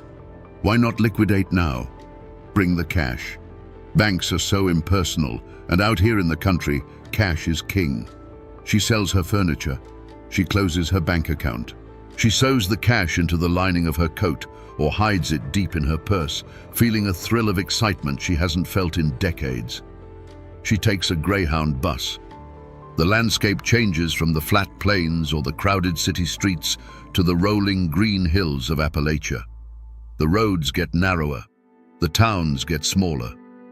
When she arrives at the station, he is there waiting. He looks exactly like his picture. He is smiling. He takes her heavy suitcase, the one containing everything she owns in the world. He opens the car door for her. "Welcome home," he says. The drive to the house is long. They leave the main road, then the paved road, then the gravel road. The trees close in. The nearest house was passed miles ago. A flicker of doubt might cross her mind now. It's very isolated. It's very quiet. When they pull up to the house, it looks normal. A 2-story structure, maybe a bit weathered but solid. She steps inside. She expects a warm embrace, a cup of tea, a celebration of their new life. And for the first few days, that's exactly what she gets. This was the most cruel part of Roger's game. He didn't strike immediately. He played the role of the gracious host. He cooked for them. He walked with them in the woods. He let them feel safe. He was waiting. He was waiting for the check to clear. He was waiting for her to write that final letter to her family saying, "I've arrived safely. I'm so happy. I'll write again soon." That letter was crucial. It bought him time. It assured the outside world that everything was fine. Once that letter was in the mailbox, the atmosphere in the house would shift. Subtle at first. A cold look. A snapped command. The charming suitor began to dissolve, revealing the controller underneath. Celia might have noticed he was locking the doors from the inside. She might have noticed he was spending a lot of time in the basement, hammering, building something. But the dream house was rapidly becoming a cage, and the man she thought was her savior was about to become her jailer. The transition from guest to prisoner didn't happen with a bang. There were no bars on the windows, at least not visible ones. The prison Fred Rogers built was psychological first, physical second. Imagine the confusion. You are in a strange house, miles from civilization, with a man you thought you loved. When his behavior changes, your first instinct isn't to run, it's to fix it. You think, did I do something wrong? You try harder to please him. This is the cycle of abuse compressed into a terrifyingly short timeline. Rogers knew that a confused victim is a paralyzed victim. He would start by cutting the lines of communication. The phone is acting up, he'd say. Or, let's just enjoy our privacy for a while. Inside the house, the walls began to close in. The isolation of the holler, once romantic, became oppressive. Rogers would begin to extract information. Where exactly is the rest of the money? Are there any other bank accounts? Who else knows you are here? He did this casually, over dinner, but his eyes were hard. He was taking inventory. He needed to be sure that when she disappeared, no one would have a reason to come looking immediately. We have evidence that some victims lived in the house for weeks before the end came. Weeks of walking on eggshells. Weeks of sleeping in a bed that felt increasingly like a coffin. One can only imagine the moment of realization. The moment when the nice old man mask slipped completely. Maybe she found something she wasn't supposed to see. A piece of jewelry that didn't belong to her. A dress in a size she didn't wear. Or maybe she just saw it in his eyes. The look of a predator who is done playing with his food. She wrote to her sister that she had found paradise. She didn't know she was digging her own grave in the backyard. because that is what was happening. While she was inside, worrying about his mood, Rogers was outside, preparing the disposal site. He was methodical. He dug holes. He prepared chemicals. He sharpened tools. The terror of this situation is the helplessness. Even if she wanted to run, where would she go? She is in the middle of the Appalachian wilderness. She has no car. She likely has no money, as she has already given it to him for safekeeping. And Rogers was always watching. But the end was inevitable. Rogers ran his house like a conveyor belt. He couldn't have the old victim cluttering up the space when he was already writing letters to the next one. He needed the room. He needed the bed empty. The murder itself wasn't a crime of passion. It wasn't a heated argument that got out of hand. It was a chore. It was the final item on a checklist. Get the money, secure the deed, kill the woman, clean the house, repeat. And the most chilling part? While this horror movie was playing out inside the walls, life outside went on as normal. The mailman delivered the post. The sun rose and set over the mountains, and Fred Rogers, the monster of the holler, continued to wave at his neighbors. We often comfort ourselves with the idea that evil is obvious. We want to believe that if a man was butchering people in his basement, he would walk around with a dark cloud over his head. But Fred Rogers destroyed that comfort. He wasn't the outcast. He was the pillar. While he was actively murdering women and disposing of their bodies, he was also attending the local church every Sunday. He sang the hymns. He put money in the collection plate, money that, in all likelihood, he had just peeled from the cold fingers of a dead woman. He was a member of the community in good standing. Neighbors described him as soft-spoken and gentle. One neighbor recounted how Rogers would stop by to discuss gardening tips. Another remembered him bringing over a pie. Imagine that, eating a slice of pie baked by hands that had just dismembered a human body. This is the uncanny valley of real life. It's the dissonance that makes your skin crawl. How can a man compartmentalize his mind so completely? How can he switch from beast to neighbor in the span of a door opening? He was particularly good with children. He would wave to them as they played. He gave them candy. To the kids in the holler, he was just Mr. Rogers up the hill. The parents trusted him.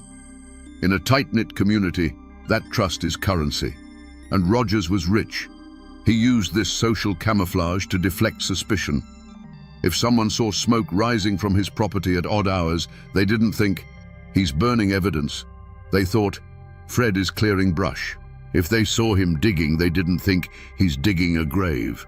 They thought, Fred is putting in a new septic line. There is a story of a local man who actually helped Rogers move some heavy trunks. The man joked, "What do you have in here, Fred? Bodies?"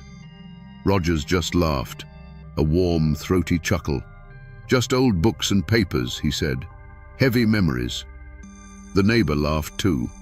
They shared a moment of connection over the heavy trunk. A trunk that, we now know, likely contained the dismembered remains of a Lonely Hearts victim. That neighbor lived with that memory for the rest of his life. The realization that he had literally helped the monster hide his crimes, that he had looked the devil in the eye and shared a joke with him.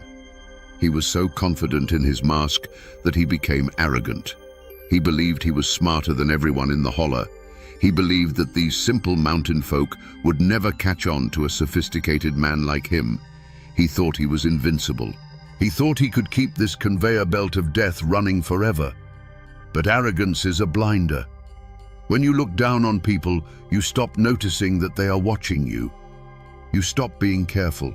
And even the most meticulous spider eventually trips on his own web. The perfect crime is a myth.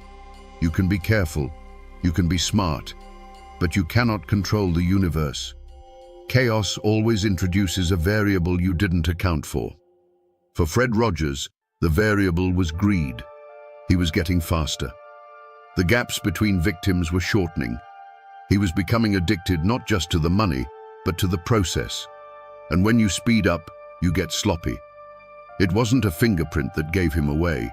It wasn't a witness who saw a murder. It was something much more mundane. It was a taxi driver, Rogers had been bringing women to the house, but he had to get them there somehow. Usually he picked them up, but as he got busier, or perhaps lazier, he started using local taxi services to transport victims from the train station to his isolated home. In a big city, a taxi driver sees 1,000 faces a day. They don't remember you. In rural West Virginia, a taxi driver remembers everyone, especially a stranger, especially a woman dressed in city clothes, carrying all her luggage, looking for the Rogers place. People started to talk. "Hey, did you see that lady go up to Fred's house last week? Whatever happened to her? I haven't seen her since." But the real breaking point came from outside the holler. Rogers had killed a woman and, as usual, forged a letter to her family to buy time. But he made a mistake. He didn't know the family dynamic well enough. The tone was wrong. The handwriting was slightly off. Or perhaps the victim had a specific nickname for her sister that Rogers didn't use. The sister didn't buy it. She didn't just shrug and move on. She got on a train. She came to West Virginia looking for answers. She went to the police. At first, the local sheriff was skeptical. "Fred Rogers? The nice old man on the hill? You must be mistaken, ma'am." But she was persistent. She had the letters. She had the dates. She demanded they look into it. Reluctantly, the police decided to pay a visit. Just a welfare check. Just to ask a few questions and clear everything up. Rogers thought he had cleaned up everything, but he forgot one small, insignificant piece of paper. A receipt, a train ticket stub. We don't know for sure what the initial trigger was, but we know that when the pressure applied, cracks appeared in his story. He told the police the woman had visited but left weeks ago. She went back to her husband. He lied smoothly. She took a bus to Chicago, but the police checked the bus station. No one had seen her. They checked the train station. No ticket was purchased. The net was tightening. The discrepancies were piling up. The nice old man act was starting to look less like charm and more like a deflection. And then, a deputy noticed something. Maybe it was the fresh earth in the garden that didn't match the season. Maybe it was the smell of something burning that wasn't wood. Or maybe it was just the way Rogers stood in his doorway, blocking the view inside, his knuckles white as he gripped the frame. The investigation shifted from a missing person search to a homicide inquiry. The sleepy police force of Fayette County was about to wake up to a nightmare. There is a specific kind of tension that hangs in the air when the law comes for a man who thinks he is above it. It's a psychological chess match. When the Fayette County Sheriff's Department finally decided to move on Fred Rogers, they didn't kick down the door with guns drawn. Not yet. This was 1957. You needed more than a hunch. You needed probable cause. And Rogers, ever the chameleon, was determined not to give them an inch. The sheriff arrived with a warrant to search the premises, but Rogers met him on the porch. He was indignant. He played the victim perfectly. "This is harassment," he claimed. "I am a respectable citizen. How dare you accuse me of harming those lovely ladies?" He used his age as a shield. He pretended to be frail, confused, hurt by the accusations. He invited the officers in, offering them coffee, trying to charm them one last time. "Look around," he said, sweeping his hand across the living room.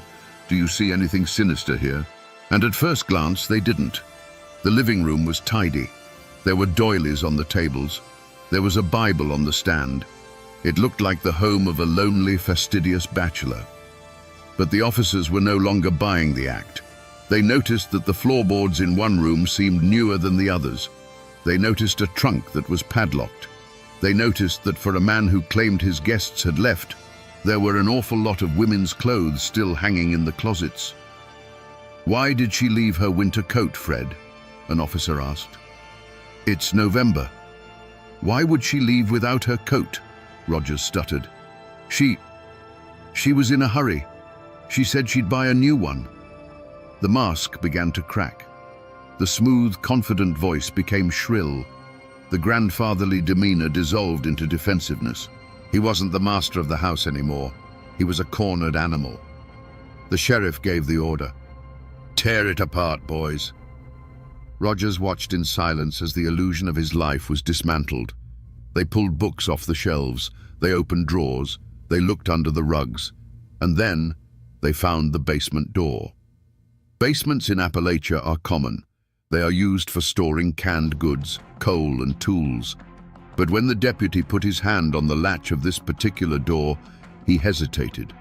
There was a smell seeping through the cracks. It wasn't the smell of coal. It wasn't the smell of potatoes. It was a sweet, cloying, metallic scent that triggers a primal alarm in the human brain. The officer looked at Rogers. Rogers wasn't smiling anymore. His face had gone blank. His eyes were dead. He knew the game was over. The officer turned the handle. The door creaked open, revealing a set of wooden stairs descending into the darkness. "Flashlight," the officer requested, his voice tight. A beam of light cut through the gloom, dancing over dust motes. It traveled down the stairs, hitting the concrete floor below. The descent into the basement was a descent into the mind of Fred Rogers. The air grew colder with every step. The smell became overpowering, a mix of damp earth, chemical cleaners, and that undeniable scent of decay. The silence was absolute, save for the heavy breathing of the officers and the creak of the wooden stairs. When the flashlight beam finally swept the room, the first thing they noticed was the organization. This wasn't a chaotic dungeon. It was a workshop. Tools were hung neatly on pegboards. Hammers, saws, knives, all arranged by size.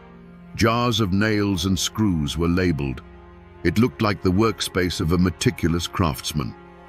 But then, the light fell on the details that didn't fit. On a workbench, amidst the tools, sat a woman's purse. Next to it, a pair of glasses. Further down, a single pearl earring. These were not the artifacts of a carpenter, these were trophies. The officers moved deeper into the room. In the corner, there was a pile of what looked like refuse, covered by a tarp. One officer stepped forward and lifted the corner of the heavy canvas. He dropped it immediately and stumbled back, gagging. It wasn't refuse, it was clothing. Bloody, torn clothing. Dresses that had once been worn to church. Coats that had been bought for a new life in the country. Now, they were just rags soaked in the evidence of a massacre. But where were the bodies? The search continued. They found a crawl space, a low, narrow tunnel dug into the earth beneath the foundation. The soil here was loose, disturbed. "Get a shovel," the sheriff ordered. His voice was barely a whisper. They didn't have to dig deep. A few inches of dirt were scraped away, and the beam of the flashlight caught something white. It wasn't a stone. It was bone. As they uncovered more, the scale of the atrocity became clear. This wasn't just one victim. The earth beneath the house was a mass grave. Rogers had been living, sleeping, and eating directly above the remains of the women he had seduced. The floorboards that the officers had walked on upstairs, they were the ceiling of a tomb. But the most disturbing discovery was yet to come. It wasn't in the dirt. It was in a bucket near the furnace. The officer looked inside. He froze. "Dear God," he whispered. Inside were not just remains, but parts. Prepared parts. Rogers hadn't just killed these women. He had dismantled them. He had treated them like livestock. He had tried to burn what he could and bury what he couldn't. The nickname the Beast Man didn't come from a newspaper headline. It came from the mouths of these hardened police officers who, in that moment, realized they weren't dealing with a human being. They were dealing with something feral.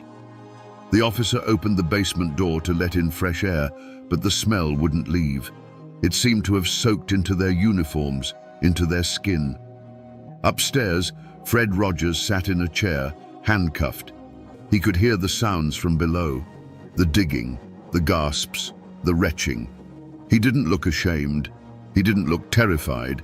He just looked annoyed, like a man whose project had been interrupted, like a man who was calculating how much this inconvenience was going to cost him.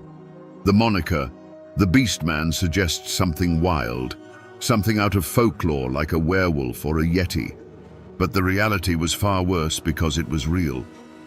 When the coroner arrived, the task before him was grim. The remains found in the crawl space and the buckets were not intact. They had been subjected to a level of violence that shocked even the medical professionals. Rogers hadn't just murdered these women, he had erased them. The investigation revealed that he used a sledgehammer, a simple, brutal tool found in almost every shed in America. In Rogers' hands, it was an instrument of annihilation. He used it to stun, to kill, and then to facilitate the disposal. The police found jars, not jars of preserves or moonshine, but jars containing souvenirs, trophies harvested from the bodies. It was this specific detail, the keeping of parts, that turned the stomach of the public. It suggested that Rogers didn't just kill for money. He killed because he enjoyed the ownership. He wanted to possess these women entirely, even after death. He had reduced human beings to puzzle pieces. The newspapers couldn't print the full details. It was too gruesome for the 1950s sensibilities. They used euphemisms like dismembered and mutilated, but the whispers in town filled in the blanks.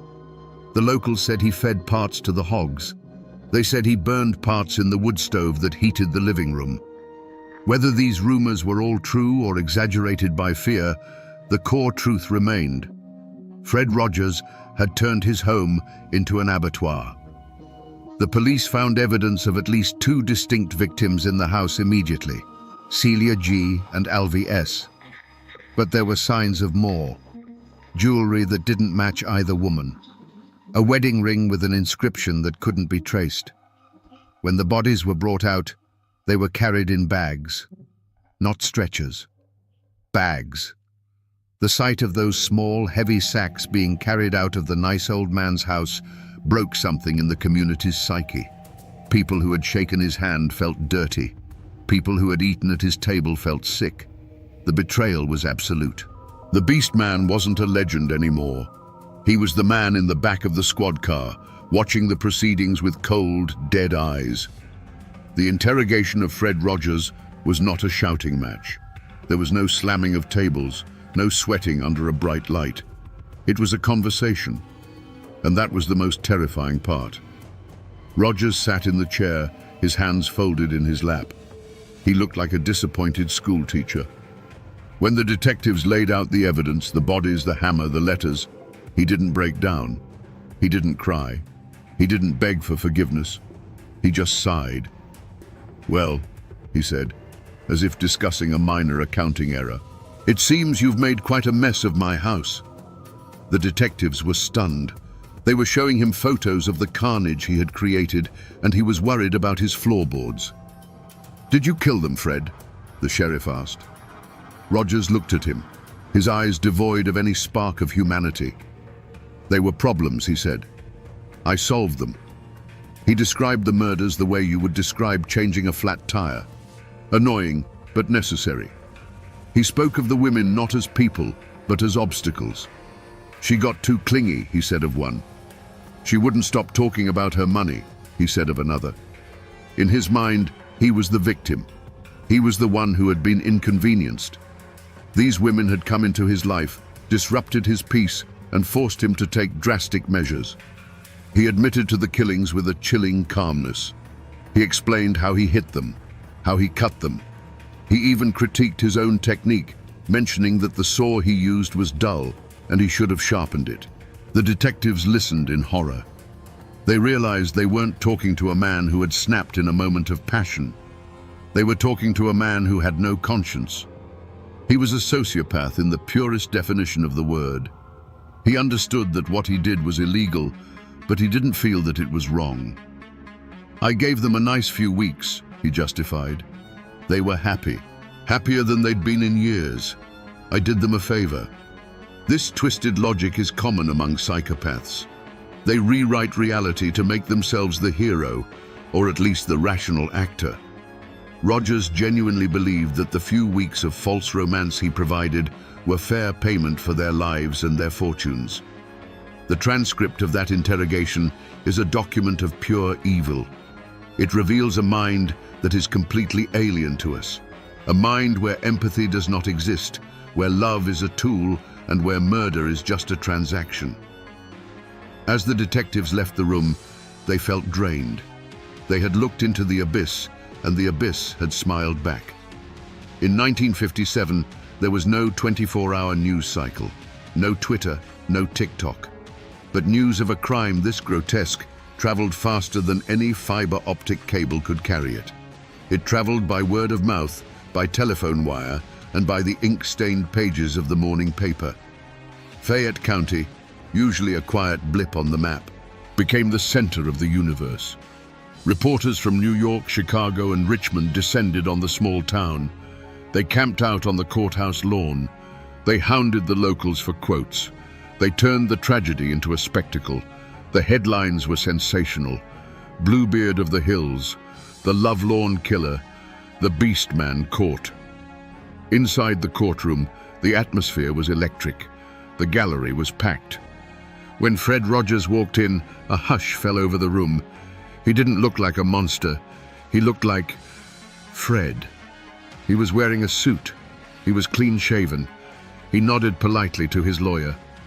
This visual disconnect was the hardest thing for the public to process. They wanted a villain with fangs. They got a grandfather. The trial was swift. The evidence was overwhelming. The prosecution laid out the timeline, the letters, the arrival of the victims, the withdrawals from the banks, the blood in the basement. They brought out the hammer. They brought out the saw. The jury, composed of local men, listened with stone faces. They knew this man. Some of them had probably bought him a coffee. The betrayal felt personal. Rogers took the stand? No. His lawyers knew better. They knew that if he opened his mouth, his arrogance would hang him faster than any rope. They tried to plead insanity. They argued that no sane man could do such things. But the prosecution countered with Rogers' own meticulousness. A crazy man doesn't hide bodies so carefully. A crazy man doesn't forge letters to throw off the police. A crazy man doesn't balance his checkbook with the stolen money. This was calculated evil. The most chilling moment of the trial came when the prosecution read the letters Rogers had sent to his victims. The words of love, of hope, of future happiness. And then they showed the photos of what he did to the women who believed those words. The verdict was never in doubt. Guilty, on all counts. When the judge asked if he had anything to say, Rogers stood up. He didn't apologize. He didn't ask for mercy. He simply said, "I did what I had to do." He was sentenced to life in prison. In West Virginia at the time, there was no death penalty for his specific charges due to a legal technicality of the era, or perhaps the jury just wanted him to rot. He would die in a cage, just as he had made his victims die in his house. The gavel banged. The crowd erupted. But as Rogers was led away, he didn't look defeated. He looked bored.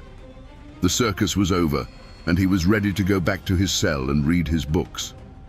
But the question remained, what made him? Was he born a monster, or did the world make him one? After the gavel fell and the cameras left, the psychologists arrived. They wanted to understand the machinery of Fred Rogers' mind. How does a human being reach a point where dismembering another person becomes a mundane chore? Rogers fits the profile of what criminologists call a comfort killer or a hedonistic killer. But unlike those who kill for sexual thrill, Rogers' primary motivation was profit, mixed with a pathological need for control. He viewed people as resources. In his worldview, a human being was no different than a coal seam or a timber forest. You extract the value and you discard the waste. The value in this case was their savings. The waste was their bodies. Experts looked for a reason: trauma, abuse, a childhood injury. They dug into his past. Rogers had a history of petty crime, of fraud, of deceit. He had always been a grifter, but grifting is a long way from butchery. What changed? Some theorized that age played a role. As he got older, he lost the patience for the long con. He didn't want to spend years swindling someone. He wanted the money now. Murder became a shortcut. It was the most efficient way to close the deal. Others point to the isolation of the holler. In the absence of societal observation, his darkest impulses were allowed to grow unchecked. Without neighbors to judge him, without the constant reinforcement of social norms, his morality eroded. He created his own kingdom where he was the king, the judge, and the executioner. But there is a more disturbing possibility. The possibility that there was no reason. We desperately want to find a cause for evil because it makes us feel safer. If we can say he was abused or he had a brain tumor, we can tell ourselves that we are different, that we are safe. But sometimes you look into the abyss and the abyss just shrugs. Rogers showed no signs of psychosis. He wasn't hearing voices. He wasn't hallucinating. He knew exactly what he was doing. He just didn't care. He lacked the fundamental hardware of empathy. To him, other people were just NPCs, non-player characters in a video game where he was the only real person. In prison, Rogers was a model inmate. He was polite. He followed the rules. He never caused trouble. This further proves that his violence was pragmatic, not impulsive. He was violent when it served his purpose. When violence no longer served him, he turned it off like a light switch. He died in prison a year later in 1958. His heart gave out. A mundane end for a monster. He took his secrets to the grave. We will never know exactly how many women answered his ads. We will never know how many lie in unmarked graves in the West Virginia hills, but he left behind a legacy, a scar on the landscape, and a warning that the most dangerous monsters aren't the ones hiding under the bed. They are the ones inviting you to sit on the porch. Today, if you drive through Fayette County, you might miss the location of the Rogers house entirely. The original structure is gone, reclaimed by the earth or demolished to wipe away the memory. The woods have grown back, covering the scars in the soil. The birds sing, and the wind rustles through the trees, just as it did in 1957. But the name remains. It is one of the strangest coincidences in American history. Two men, same name, roughly the same era. One became the symbol of ultimate goodness, a man who wore a cardigan and taught us that we are special. The other became the symbol of ultimate darkness, a man who wore a mask of sanity and taught us that we are vulnerable. Fred McFeely Rogers, the TV host, launched his show nationally in 1968. By then, the Fred Rogers of West Virginia was long dead. But for the people of Appalachia who lived through the terror, seeing that name on a television screen must have sent a shiver down their spines. It serves as a grim reminder of the duality of human nature. We are capable of profound kindness, of building neighborhoods where everyone is welcome. And we are capable of profound cruelty, of building traps where no one leaves. The story of the Beast Man is not just a true crime tale. It is a piece of American folklore now. It is a warning whispered to young women in the mountains. Be careful who you trust. Be careful of the stranger with a smile. Be careful of the house that sits too far back from the road. We live in a world that is more connected than ever. We have safety apps, background checks, and digital footprints. We like to think that a predator like Rogers couldn't exist today, that he would be caught instantly. But loneliness hasn't gone away. If anything, it has changed shape. The Lonely Hearts columns have been replaced by dating sites and chat rooms. The methods are new, but the vulnerability is the same. There are still people looking for connection, and there are still wolves looking for sheep. So, the next time you hear the name Fred Rogers, by all means, think of the trolley, the puppets, and the land of make-believe. Let that warmth fill you. We need it. But maybe, just for a second, let your mind drift to a misty holler in 1957. Remember the other Fred. Remember Celia. Remember Alvy. Remember the women who packed their bags for a new life and found only silence. There are two Fred Rogers in American history. One taught us how to love our neighbor. The other showed us why we should fear them. And in the end, the most important lesson might be to know the difference.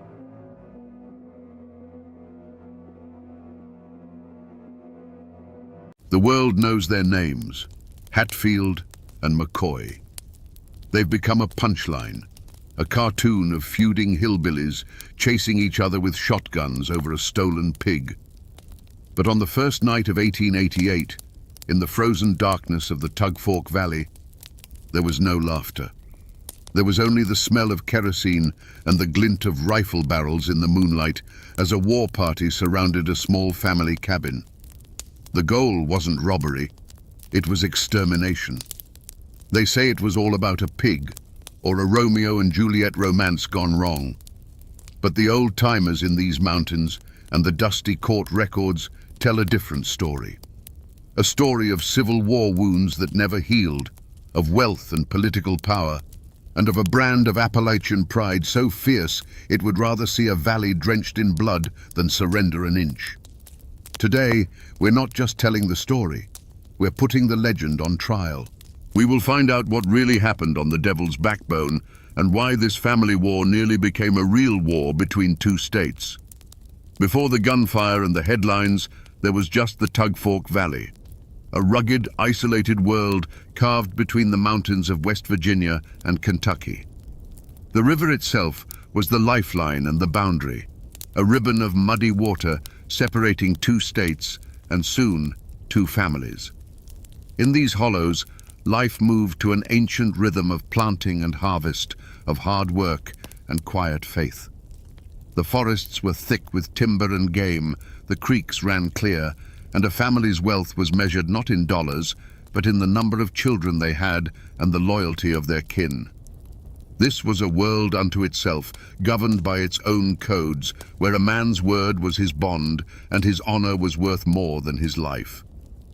On the West Virginia side, the undisputed patriarch was William Anderson Hatfield, better known as Devil Anse. This was no simple-minded hillbilly. Devil Anse was a shrewd businessman who had built a successful timber operation, employing dozens of men. He was charismatic, fearless, and a natural leader. During the Civil War, he had led a Confederate guerrilla unit called the Logan Wildcats, earning a reputation for being as tough and unforgiving as the mountains themselves. He was a force of nature, a man who bent the world to his will, and his family, the Hatfields, were a powerful and respected clan. Across the river, in Kentucky, lived Randolph McCoy, or Randall. He was a different kind of man, older, leaner, and weathered by a life of farming. Where Anse was a booming presence, Randall was a quieter, more stubborn man, his pride rooted deeply in his land and his large family of 13 children. He, too, had served in the Civil War, but he had worn the blue of the Union Army. In a valley where allegiances were everything, this fact alone was a crack in the foundation of their community. For a time, this difference was just a quiet fact of life. The Hatfields and McCoys were neighbors, after all. They attended the same church picnics and harvest festivals. They traded livestock and did business together. There was even a Hatfield who had married a McCoy. They lived by the same mountain code, sharing a life that was both beautiful and brutal, a world that outsiders could never truly understand. They were two sides of the same coin, forged in the same Appalachian fire. But beneath the surface of this neighborly peace, a wound from the war had been left to fester. In 1865, Randall's brother, Asa Harmon McCoy, returned home after being discharged from the Union Army. A marked man in a region full of Confederate sympathizers, he was hunted down and killed by a band of ex-Confederate guerrillas. The leader of that posse was believed to be Jim Vance, Devil Anse Hatfield's own uncle and fiercest lieutenant. While Devil Anse was reportedly sick at home that day, the killers were his kin and his men. No one was ever arrested. For Randall McCoy, it was an unforgivable crime, a debt of blood that the law had ignored and the mountains had swallowed. The valley was calm, but it was the calm of a loaded gun. The Civil War was over on the battlefields of Virginia, but here, in the isolated heart of Appalachia, the resentments lingered. All it would take was a single spark, a stray pig, a careless word, a forbidden glance, to ignite a fire that would consume them all and turn this peaceful valley into a private battlefield. For 13 years, the valley sat on a powder keg left over from the war. The death of Asa Harmon McCoy was a wound that never closed for Randall, a quiet, bitter reminder of the justice he never got. The spark that finally lit the fuse came in the autumn of 1878, and it wasn't a bullet or a threat, but the grunting of a pig. Randall McCoy walked onto his property and accused his neighbor, Floyd Hatfield, a cousin of Devil Anse, of stealing one of his hogs. In a world where a fat hog could mean the difference between a hard winter and starvation, this was no small charge. But it was never about the value of the animal. It was about honor. It was a McCoy telling a Hatfield to his face that he was a thief. The dispute was taken to the local justice of the peace, Anderson Preacher Anse Hatfield. In an attempt at fairness, he assembled a jury of 6 Hatfields and 6 McCoys to hear the case. The makeshift courtroom, likely a small schoolhouse, was thick with tension. The fate of the pig, and perhaps the fate of the valley, rested on the word of one man, Bill Staton. He was related to both families, but everyone knew his loyalty lay with the Hatfields. Staton took the stand and swore that he had seen the pig and that it rightfully belonged to Floyd Hatfield. The jury was deadlocked until one of the McCoys, Selkirk McCoy, swayed by Staton's testimony, cast the deciding vote. The pig belonged to the Hatfields. For Randall McCoy, this was the ultimate betrayal. The law, run by a Hatfield and his own kin, had sided against him. He stormed out of the hearing, his simmering resentment boiling over into open rage. The system had failed him again. He was heard declaring that if he ever lost another pig, he wouldn't go to the law. He would handle it himself. This was more than a threat. It was a declaration of war against the Hatfield clan. The lines were being drawn not in the dirt, but in blood. The first of that blood was spilled less than 2 years later. Bill Staton, the man whose testimony had cost Randall his pig and his pride, was not a man to forget a grudge.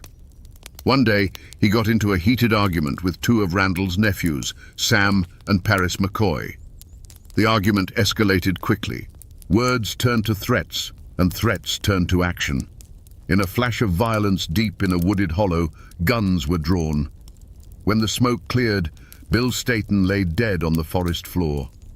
Sam McCoy had been shot and seriously wounded, but he would survive. Now it was a Hatfield who was dead, killed by McCoys. Sam McCoy was arrested and put on trial for murder, but he claimed self-defense. The trial was held in a Hatfield-controlled county in West Virginia. Citing the lack of evidence and the known animosity between the men, the court acquitted him. To the McCoys, it was justice. To the Hatfields, it was a slap in the face. A McCoy had killed one of their own and walked free. The cycle was now complete. A theft, a trial, a murder, and an acquittal. The courts were useless. From this moment on, the only justice either family would recognize would be delivered from the barrel of a gun. In the midst of this simmering hatred, something dangerous and beautiful bloomed. At a local election gathering in 1880, Devil Anse's son, John C. Hatfield, laid eyes on Randall McCoy's daughter, Rosanna. He was handsome and reckless. She was strong-willed and passionate. In the closed world of the Tug Fork Valley, their attraction was like a lit match tossed into a barrel of gunpowder. They fell into a whirlwind romance, ignoring the storm clouds gathering over their families. Rosanna, blinded by love, soon left her family's cabin to live with John C. among the Hatfields, a betrayal her father Randall would never forgive. But their love story was doomed from the start. John C., a known womanizer, soon abandoned the pregnant Rosanna for her own cousin, Nancy McCoy. Heartbroken and carrying a Hatfield's child, Rosanna was now an outcast, scorned by her own family and discarded by her lovers. She tried to return home, but her father's door was closed to her. She found shelter with an aunt, a woman alone, trapped between the 2 warring clans. Her story became a tragedy within a tragedy, a symbol of the innocence that was being crushed between the two great millstones of Hatfield and McCoy pride.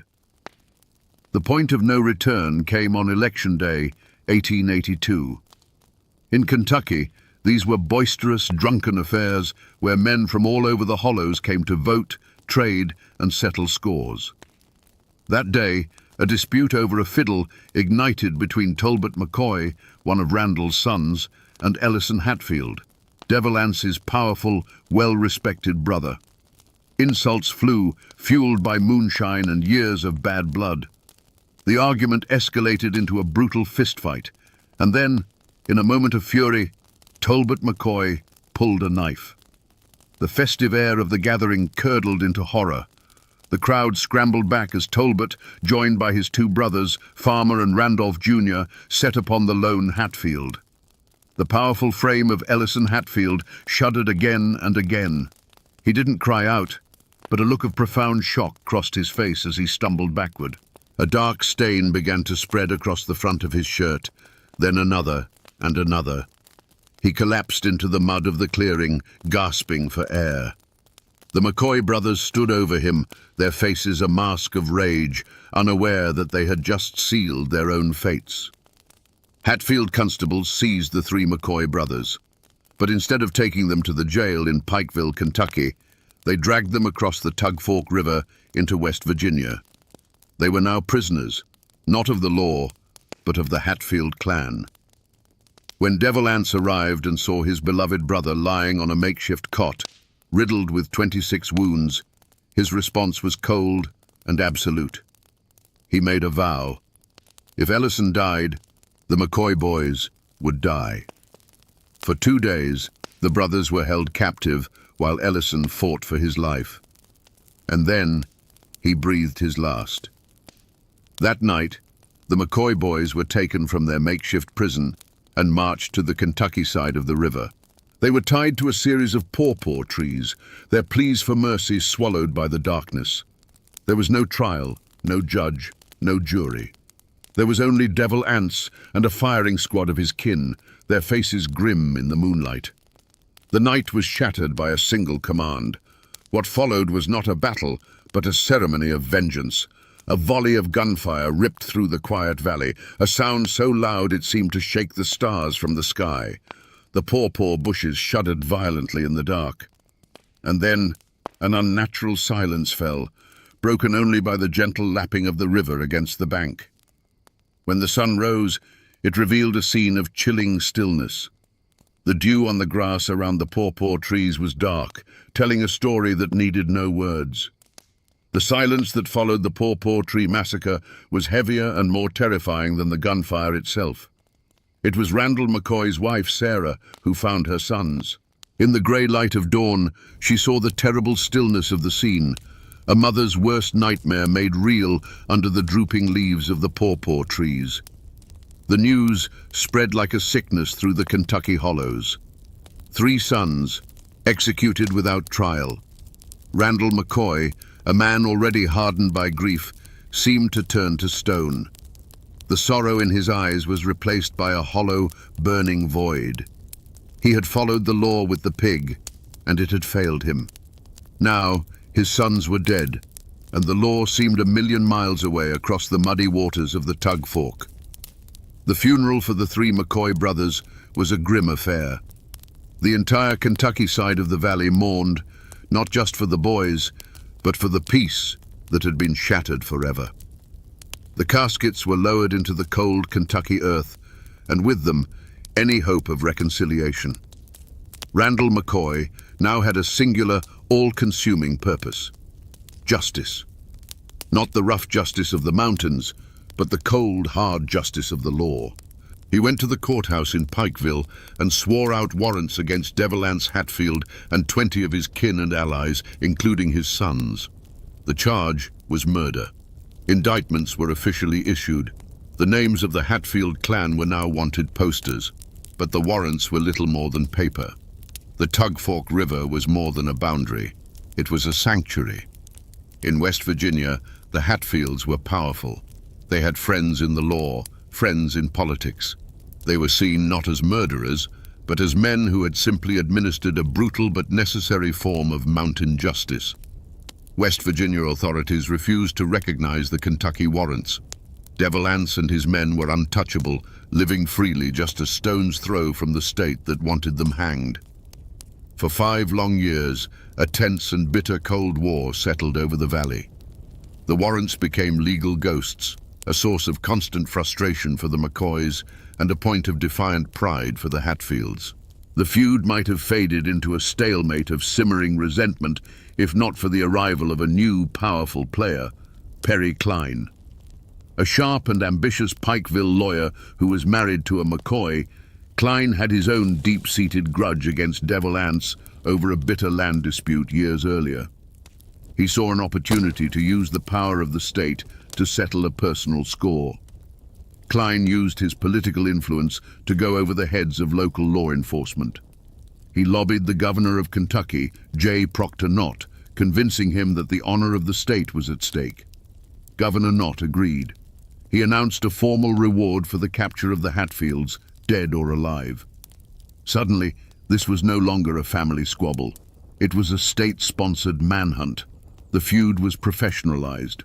Bounty hunters, known locally as pikes, began to appear in the Tug Fork Valley, sniffing around for a chance at the reward money. For the Hatfields, their home was no longer a fortress but a trap. For the McCoys, it was a terrifying new reality, knowing that this escalation would surely be met with an even more violent response. The valley held its breath, waiting for the next shot to be fired. The state of Kentucky's bounty was not just a piece of paper. It was a hunting license. The law now had a face, and it was the face of a cold-eyed killer named Bad Frank Phillips. A relentless manhunter and a cousin to the McCoys, Phillips became the instrument of Perry Cline's legal war. He led posses into the heart of Hatfield territory, a place no lawman dared to go before. Gunfights erupted along the Tug Fork, turning the feud from a series of ambushes into open guerrilla warfare. The valley became a place where every shadow could hide a rifleman. The Hatfields, led by the ruthless Jim Vance and the hot-headed Cap Hatfield, decided on a final, desperate gamble. On New Year's night, 1888, they would end the feud by erasing Randall McCoy himself. They crossed the river under the cover of a freezing winter night and surrounded the McCoy family cabin. They didn't knock. The first sound was the crackle of flames as they set the home ablaze to smoke out their quarry. What followed was a nightmare of chaos and gunfire in the flickering orange light. Randall McCoy managed to escape into the woods, but his family paid a terrible price. His daughter Alifair was shot down as she fled the burning home. His son Calvin was killed in the yard. His wife Sarah was brutally beaten, left for dead with a crushed skull. This single act of savagery was a fatal miscalculation. The New Year's night massacre horrified the nation. Newspapers from New York to San Francisco printed sensational stories of the lawless Appalachian War. The full weight of the law could no longer be ignored. Frank Phillips, now fueled by a cold fury, hunted down Jim Vance and killed him in a fierce shootout. One by one, the other members of the raiding party were captured and dragged in chains to the jail in Pikeville. The war was over. The trial was about to begin. Pikeville, Kentucky, transformed from a sleepy mountain town into an armed camp. The captured Hatfields and their allies were paraded through the streets, not just as prisoners, but as living symbols of the savage mountaineers the papers wrote about. The trial was a national spectacle. Reporters packed the courtroom, scribbling down every detail. Armed guards lined the walls, their presence a constant reminder that the feud was not truly over. The prosecution, led by Perry Cline, was determined to make an example of these men. The defendants sat in the courtroom, a mix of defiance and bewilderment. Most of them were just foot soldiers in a war started by older, more powerful men. The key to the prosecution's case was Ellison Cotton Top Mounts, the illegitimate and simple-minded son of the murdered Ellison Hatfield. Under interrogation, Cotton Top confessed to firing the shot that killed Alifair McCoy. Whether he was telling the truth, covering for others, or was simply coerced into a confession is a question historians still debate. For the jury, it was enough. The verdicts came down like hammer blows. Several of the men were sentenced to long years in the state penitentiary. But for Ellison Cotton Top Mounts, the sentence was death. On February 18, 1890, thousands of people crowded into Pikeville to witness the hanging. The scaffold stood stark against the Kentucky sky, the final monument to the bloodiest chapter of the feud. Cotton Top's last words were reportedly, "The Hatfields made me do it." But was it justice? Randall McCoy had won his legal battle, but he had lost everything else. Devil Anse Hatfield, the patriarch who ordered the first executions at the Paw Trees, was never arrested. He would die peacefully in his bed decades later.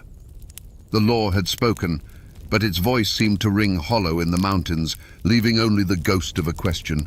Was the hanging of one simple-minded man a triumph of justice, or just the final ugly act in a war where no one truly won? And what became of the two patriarchs who started it all? Randall McCoy, the man who lost everything, never recovered. He left the Tug Fork Valley, the land that held the ghosts of his children, and tried to start over. He ended his days operating a small ferry in Pikeville, a broken man haunted by memories. He died in 1914 after being badly burned in a cooking fire. A tragic, almost mundane end for a man whose life was defined by such epic violence. He was buried in the Dills Cemetery in Pikeville, alongside his wife Sarah and the children who were stolen from them. Across the river, Devil Anse Hatfield lived out his days as a legend in his own time. Untouched by the Kentucky warrants, he grew into a respected, almost revered elder. In a final, surprising twist, the man they called Devil was baptized in 1911, washing away his sins in the waters of Main Island Creek. He died of pneumonia in 1921, surrounded by his family. If you go to the Hatfield Family Cemetery in Logan County, West Virginia, today, you can still see his final act of defiance. A life-sized Italian marble statue of Devil Anse stands over his grave, watching over his clan, even in death, a powerful testament to the man who fought the law and won. The feud did not destroy the families. It forged them in fire. Today, the descendants of the Hatfields and McCoys are doctors, lawyers, judges, and even a former governor of West Virginia. They have moved far beyond the bloody legacy of their ancestors. In a remarkable act of reconciliation, the families began holding a joint reunion in 2000. Every year, they gather in Pikeville for a festival of peace and friendship, playing tug-of-war across the very river that once divided them. They share stories, shake hands, and symbolically sign a truce, declaring an official end to the hostilities. Yet the land itself refuses to forget. The Tug Fork Valley is now a tourist destination, with historical markers pointing out the site of Randall's burned cabin, the Paw Trees, and the place where Bad Frank Phillips shot Jim Vance. You can drive the roads and hike the trails where these men once hunted each other. The names Hatfield and McCoy have become a brand, stamped on everything from whiskey bottles to ATV trails. But if you stand quietly by the banks of the Tug Fork and listen past the hum of the tourists, you can almost hear the echoes of the past. The mountains remember the truth, even if the world has turned it into a story. So we come back to the question we asked at the very beginning. What really happened in the Tug Fork Valley? Was it all for a pig? No. The pig was just the excuse. Was it about the star-crossed love of Johnsy and Rosanna? No. They were just casualties. Their story, a single sad chapter in a much larger book. The truth, my friends, is that the Hatfield-McCoy feud was a war that began long before the first shot was fired. It was born in the divisions of the Civil War, fueled by the iron-willed pride of two patriarchs and ignited by a profound distrust in a system of law that seemed foreign and unfair. This story is a brutal lesson in what happens when honor curdles into vengeance and family loyalty demands a price paid in blood. It shows us how a community can turn on itself when it feels abandoned by the outside world, creating its own savage code of justice. It's a conflict that marks the violent transition from the old ways of the mountains, where a man's clan was his law, to the new world of courthouses and state lines. It's a testament to the fact that once the cycle of violence begins, it rarely ends with a winner. It only ends with graves.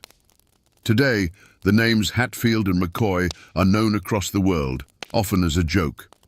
But the real story is not a comedy. It is an American tragedy. It's a reminder that behind every legend, there are real people with broken hearts, and behind every punchline, there is a headstone. It's a story of hatred, yes, but it's also a story of the fierce, unyielding spirit of the Appalachian people. A spirit that could endure so much bloodshed and somehow, generations later, find its way back to forgiveness. The pre-dawn light on August 12, 1967, was supposed to bring another quiet day to the backroads of McNairy County, Tennessee. But that morning, the silence wasn't broken by birdsong. It was shattered by the roar of a V8 engine and the deafening chatter of automatic weapons. A sheriff's car, torn apart by a hailstorm of bullets, swerved violently and crashed into a ditch. Inside, a giant of a man lay drowning in his own blood, his face a ruin. Beside him, his wife was gone forever. They said it was just another violent act in a lawless land. But the old-timers in these mountains knew the truth. This wasn't just a murder, it was the climax of a one-man war. Today, we're going to peel back the layers of legend and rumor to ask one simple question. How did a man sworn to uphold the law become the most feared beast in Tennessee? To understand the storm, you first have to understand the calm that came before it. McNairy County, Tennessee, in the early 1960s, was a land of rolling hills and quiet creeks, a place where life was supposed to move at the speed of the seasons. But on its southern edge, where Tennessee bled into Mississippi, there was a festering wound known as the state line.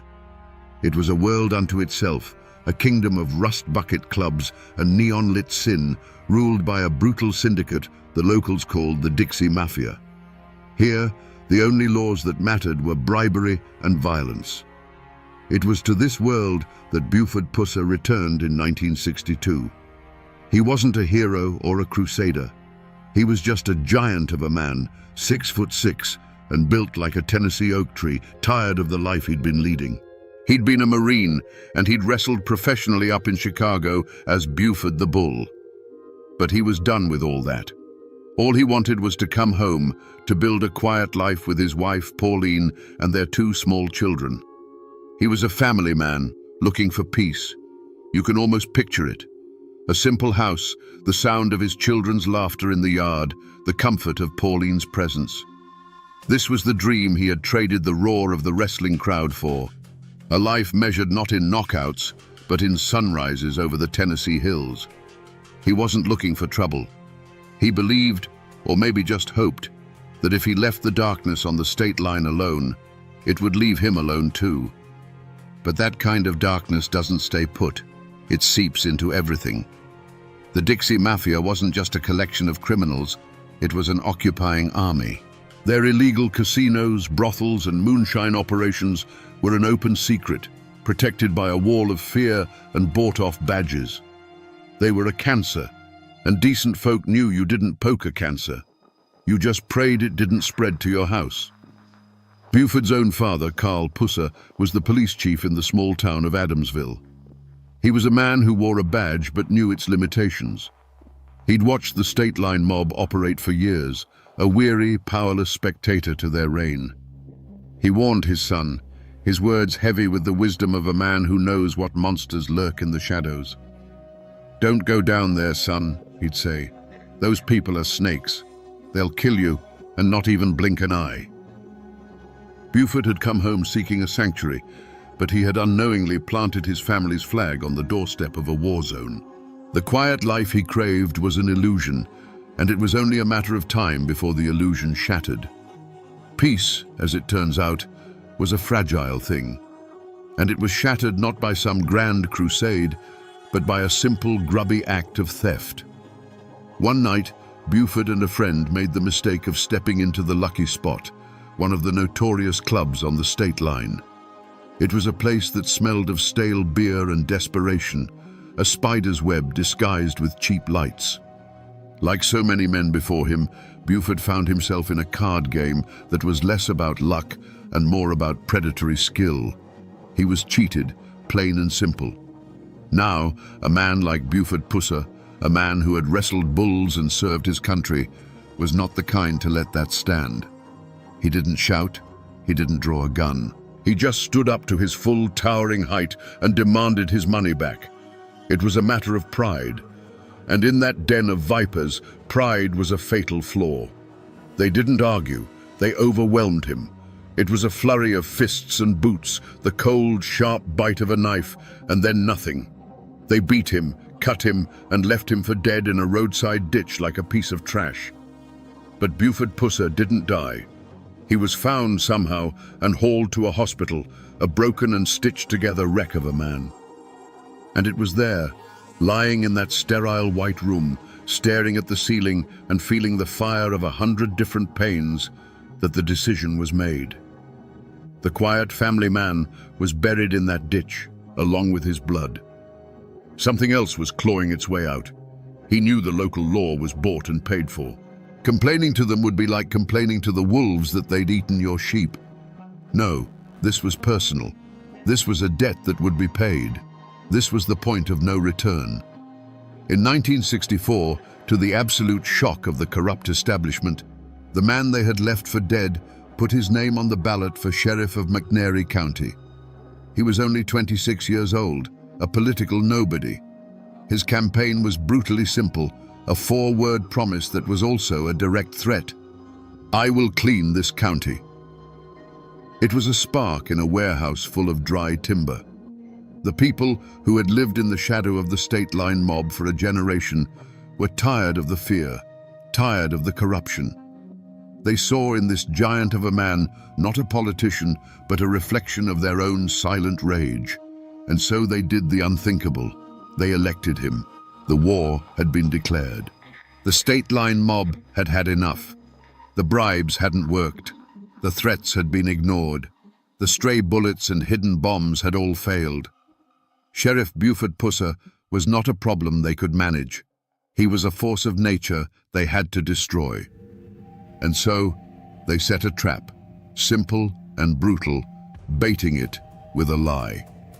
The call came in before dawn on August the 12th, 1967. A report of a disturbance, a routine call-out on a lonely stretch of road. Buford grabbed his keys, but this time he wasn't going alone. His wife, Pauline, had a bad feeling. She always worried, and that morning her worry was a physical thing. She insisted on going with him. It was a habit born of love, a small act of solidarity that would place her directly in the path of the hurricane. They drove through the quiet, misty Tennessee morning, the conversation likely turning to their kids, to the simple plans of a day that would never come. And then, in the rearview mirror, a black Cadillac moving too fast, closing the distance with predatory intent. It pulled alongside them. For a heartbeat, there was just the hum of 2 engines racing down an empty road. Then the world came apart. The morning calm was ripped to shreds by a sound that didn't belong there, a mechanical, stuttering thunder that echoed off the pines. This wasn't a pistol shot. This was a declaration of total war. The sheriff's car, a heavy fortress of American steel, became as fragile as glass. The windows didn't break, they vaporized into a million glittering fragments.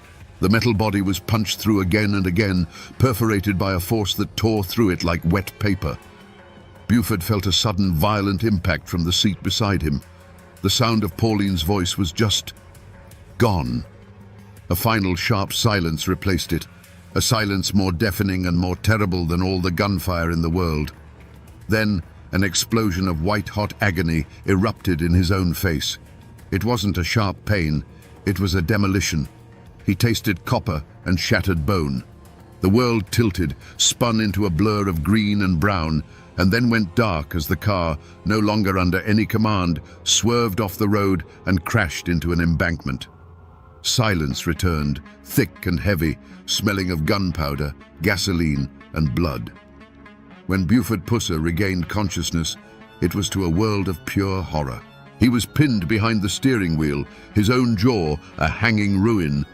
He could see his own reflection in a shard of the mirror, a monster's face staring back. But that wasn't the worst of it. He turned and saw his wife. She was slumped against the door, eerily still. The woman who had been the calm center of his chaotic life, the reason for his impossible fight, was gone. In that moment, lying in the wreckage, something inside him broke forever. And something else, something far harder and colder, was forged in its place. He wasn't thinking about survival. He was thinking about a testament. His hand, slick and shaking, fumbled for the radio microphone. He keyed it, and a sound that was barely human, a rasping, gurgling whisper, broke the police frequency. He named the names. He gave them his killers. He was sure it was his dying breath, and he used it not to ask for help, but to sign a death warrant. The first deputies to arrive at the scene found a slaughterhouse. The car was a metal sieve, the air thick with the coppery smell of blood. They found Pauline Pusser, gone from the world. And then they found the sheriff, a grotesque sculpture of flesh and bone, somehow, impossibly, still breathing. His rasped words over the radio hadn't been a ghost's farewell. They were the first shots of a new war. The ambush had failed in its ultimate goal. It hadn't killed Buford Pusser. It had made him immortal. What followed was a medical odyssey. Buford was rushed from hospital to hospital, a puzzle of a man that surgeons had to piece back together. It wasn't one operation or two or even 10.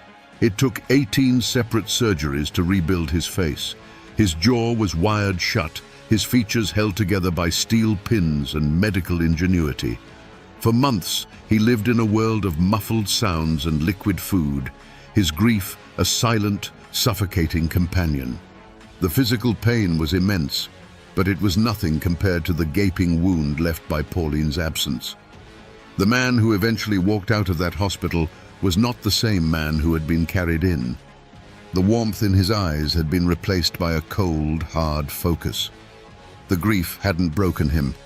It had tempered him, like steel plunged into ice water. He was still the sheriff, he still wore the badge, but everyone in McNairy County understood that his mission was no longer about law and order, it was about retribution. The man they had called Buford the Bull was gone. In his place stood the beast, and now the beast was avenging his mate. News of the ambush swept through Appalachia like a firestorm.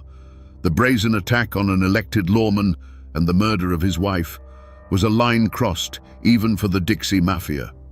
It was an act of pure arrogance, a message that no one was safe. A massive manhunt was launched, fueled by Buford's dying accusations. The Tennessee Bureau of Investigation got involved, and rewards were offered. The state line mob, for the first time, felt the heat of real, statewide scrutiny. They had poked the bear one too many times, and now the entire forest was coming for them. But the official investigation was just the public face of the hunt. The real story was being whispered in hushed tones in every diner and on every front porch in the county. People knew the system was slow, that lawyers could twist the truth. They also knew Buford Pusser. They knew his capacity for singular, relentless focus. The members of the state line mob knew it too. They had created a martyr, a widower with nothing left to lose. And as Sheriff Pusser pinned his badge back on his chest, his newly constructed face a grim mask, every soul in that lawless strip of land knew that the official manhunt was secondary. The real judgment was coming, and it wouldn't be delivered in a courtroom. Eventually, the wheels of state justice turned, and one of the men Buford Pusser had named from his pool of blood, a vicious enforcer named Carl Towhead White, was brought to trial. The McNairy County Courthouse had never seen anything like it. It wasn't a legal proceeding, it was a spectacle, a powder keg with a short fuse. The room was packed with armed deputies and wary onlookers, the air so thick with tension you could taste the fear. At the center of it all, a silent, imposing figure sat in the gallery. It was Buford, his face a permanent, ragged roadmap of the violence he'd endured, his eyes fixed on the man in the defendant's chair. Towhead White, for his part, seemed to enjoy the attention. Flanked by expensive lawyers from out of state, he was the picture of defiance. He didn't show a hint of remorse. Instead, he wore a smirk, a look of smug confidence that told the whole world he believed he was untouchable. He was a creature of the state line, and he trusted in the power of money and intimidation to bend the law to his will, just as it had always done before. The prosecution put up its best fight, with Sheriff Pusser as its star witness. He took the stand, his rebuilt jaw making every word a deliberate effort, and he told his story. He pointed his finger at Towhead White and named him as one of the architects of the ambush that killed his wife. It was powerful, raw testimony. But the defense lawyers were slick and merciless. They twisted his words, painting him not as a victim, but as a violent, out-of-control lawman on a personal vendetta, a man so consumed by rage he would blame anyone. Without a murder weapon, without other witnesses willing to talk, the case began to fray. It was his word, his pain, against a wall of silence. Then came the verdict. The foreman of the jury, a man who refused to make eye contact with anyone in the room, read the words that would echo through the Tennessee hills for decades to come. Not guilty. A wave of disbelief and anger washed over the crowd. Towhead White's smirk broadened into a triumphant grin. He had beaten the system. He was a free man. But as the deputies escorted him from the courtroom, past the jeering crowds, Buford Pusser simply stood up. He didn't shout. He didn't make a threat. He just watched White walk away, his expression unreadable, a chilling calm that was far more terrifying than any outburst of rage. The law of men had spoken, and it had failed. The gavel had fallen. The case was closed. But everyone in that courthouse knew this was not the end. It was merely the end of the part of the story that would be written down in official records. Now, a different kind of justice was about to be served. The unwritten, unforgiving justice of the mountains. The verdict of not guilty was just a legal footnote. In the hollows and back roads of McNairy County, a different kind of verdict was being delivered. One by one, the specters from Buford Pusser's past began to disappear. Carl Towhead White, the man who smirked his way out of the courtroom, was found shot to death in a motel in Mississippi less than 2 years later. Kenny Kirksey, another suspect, was gunned down. Louise Hathcock, the defiant madam of the state line, died in a fiery crash when her car inexplicably flew off a bridge. Law enforcement called it mob business and tragic accidents. But the people of McNairy County called it Pusser's justice. No one could prove his hand in any of it, but in their hearts, they didn't need to. The beast, they whispered, was balancing the scales. This raw, brutal story couldn't be contained by the Tennessee state line. It broke free and became an American phenomenon. In 1973, the movie Walking Tall hit theaters, turning Buford Pusser from a local legend into a national folk hero. He was no longer just a small-town sheriff. He was the living embodiment of every decent person's rage against a system that seemed broken and corrupt. He was the man who fought back when everyone else was told to just keep their heads down. The traces of that war are not gone. They're still there, waiting for you in Adamsville, Tennessee. You can visit the Buford Pusser Home and Museum, the house he shared with Pauline, and see the life they were trying to build. You can stand in stunned silence before the actual car he was ambushed in, a mangled relic riddled with the bullet holes that changed his life forever. A few miles down the road, a granite monument stands on the quiet shoulder of the highway, marking the exact spot where Pauline died, a permanent scar on the landscape. For years, his daughter Dwana was the keeper of the flame, a tireless guardian of her father's legacy, ensuring that the world remembered the husband and father, not just the unstoppable force of vengeance. These aren't just historical artifacts. They are tangible pieces of a man's soul, physical proof of the price he paid. The newspapers have moved on, and most of the world has forgotten. But the mountains remember. The story of Buford Pusser is woven into the fabric of that place, a ghost that still walks tall along those dark country roads. So we come back to the question we asked at the very beginning. How did a man sworn to uphold the law become the most feared beast in Tennessee? The answer, my friends, is that he didn't become a beast. The beast was always there, sleeping inside a good man. It was woken up by a world that refused to play by any rules but its own.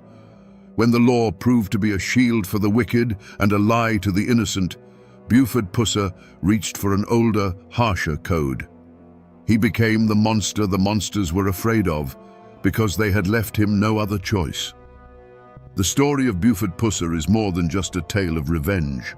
It's a brutal lesson, carved in scar tissue and written in blood, about what happens when good people are pushed too far. It is the quintessential Appalachian saga, a story of fierce independence, a deep distrust of corrupt authority, and the belief that sometimes justice isn't found in a law book, but at the end of a hickory stick. He endured unimaginable loss, but he never, ever backed down. He proved that one man, filled with enough righteous fury, could indeed stand against an army and make it blink. And in the end, maybe that's why his final chapter remains so unsettling. He survived the ambushes, the bullets, and the bombs, only to die in a single fiery crash on a lonely road, just a stone's throw from where he'd lost Pauline. The official report called it an accident, but in the hills of McNairy County, they know better. They believe the darkness he fought so hard finally found a way to snuff out his light with one last cowardly act. His death became the final, chilling piece of his legend, a mystery that will never be solved. He wasn't a perfect hero. He was a flawed and furious man who walked into hell and decided to kick the door down.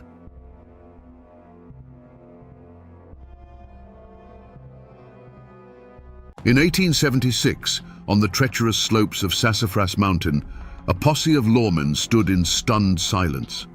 Below them, sprawled across the narrow trail, lay their leader, Deputy U.S. Marshal Alfred Duckworth. The crisp mountain air, thick with the scent of pine and damp earth, carried a second, more bitter smell, the lingering ghost of spent black powder. There was no sign of the attackers. They had melted back into the impenetrable wilderness, leaving behind only the chilling stillness of the forest and a federal officer lying dead on the ground. This wasn't a robbery. It wasn't a crime of passion. This was an execution, an act of open defiance against the full authority of the United States government. The question that echoed through the Blue Ridge hollows was as cold as the mountain stream. Who would dare do this? Who commanded these mountains with such loyalty and fear that they could ambush and kill a federal lawman and then simply vanish? Today, we will become detectives of the past, hunting for the truth behind the man who pulled that trigger, a man who became a legend. His name was Lewis Redmond.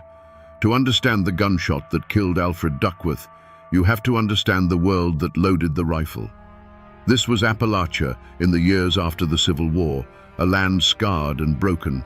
The conflict had ripped families apart, pitting neighbor against neighbor, and left a deep, simmering resentment for the federal government that now ruled from afar. Here, in the misty coves and steep hollows of the Blue Ridge, Washington, D.C. felt like a foreign country, and its laws felt like the decrees of an occupying army.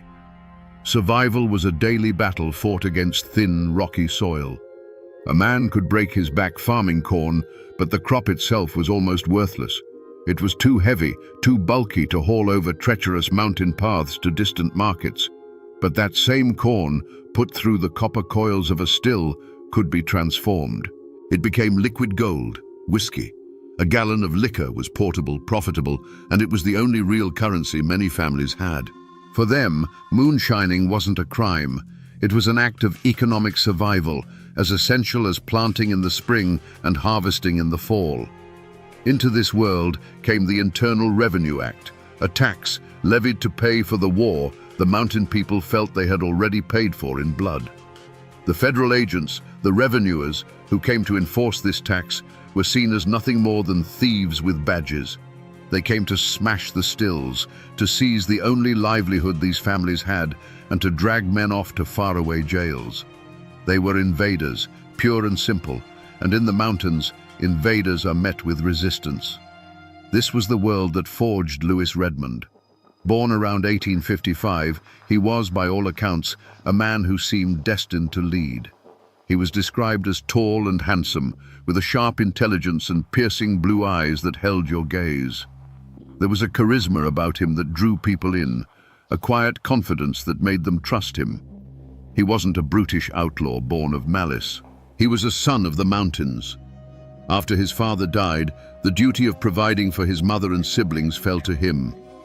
With farming offering little more than starvation, he turned to the family trade, the one skill that could put food on the table and keep the cabin warm: blockading.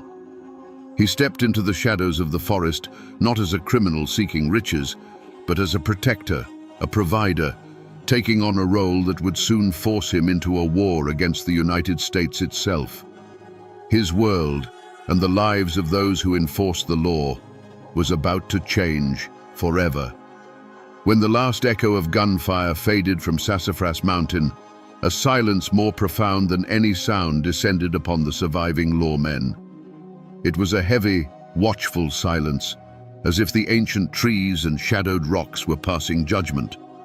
The air, thin and cold, was still hazy with the acrid smoke of black powder, a ghostly shroud hanging over the scene. The posse, men hardened by mountain life, cautiously emerged from their cover, their eyes scanning the dense rhododendron thickets above them. There was no movement, no sound of a fleeing enemy. There was only the rustle of leaves in the wind and the sight of Alfred Duckworth lying still upon the trail he would never leave. They approached the scene with a grim purpose. Duckworth had fallen forward, his life bleeding out into the unforgiving mountain soil. His own revolver was clutched in his hand, a single chamber spent, a testament to a man who died fighting. But it was a futile gesture. The ambush had been perfect. The killers had chosen their ground with a soldier's eye, firing from the high ridge concealed by a dense wall of mountain laurel. It was a classic guerrilla tactic, designed for maximum devastation with minimum risk. The attackers had held all the cards. The ground told a fractured story. The lawmen could see the scuffed earth where their own posse had taken cover, but the attackers' tracks were faint, almost non-existent.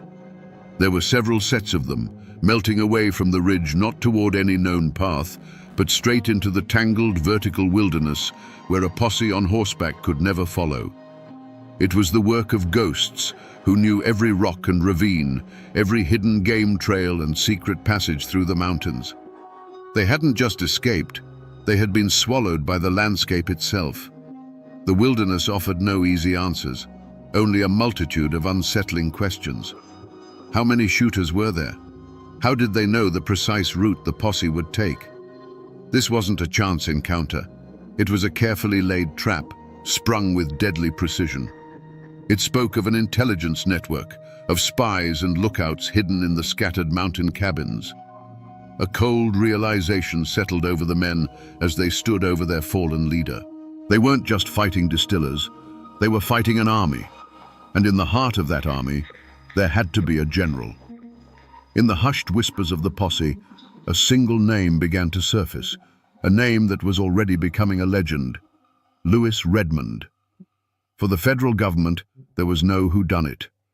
In the halls of power and in the offices of the U.S. Marshals, the question wasn't who gave the order, but where is Lewis Redmond? The ambush on Sassafras Mountain was not seen as a random act of violence by desperate men. It was seen as a message, a personal declaration of war sent directly from the king of the moonshiners himself.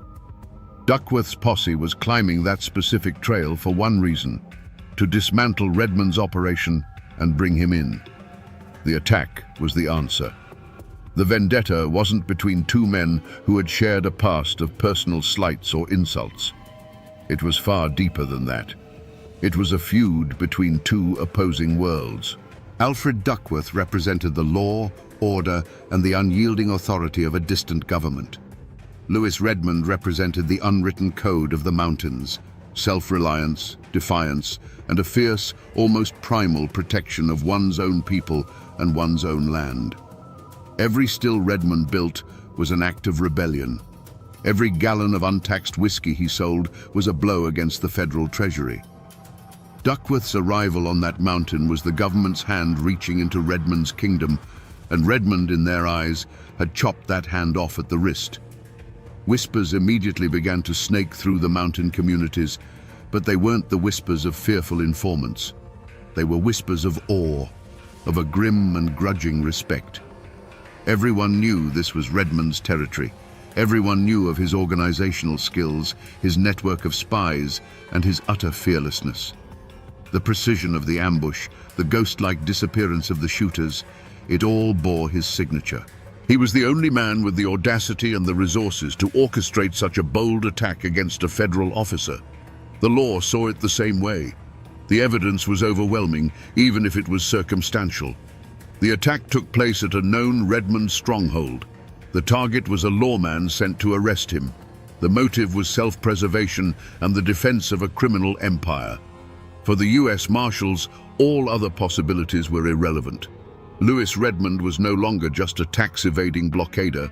He was now suspect number one in the murder of a federal agent.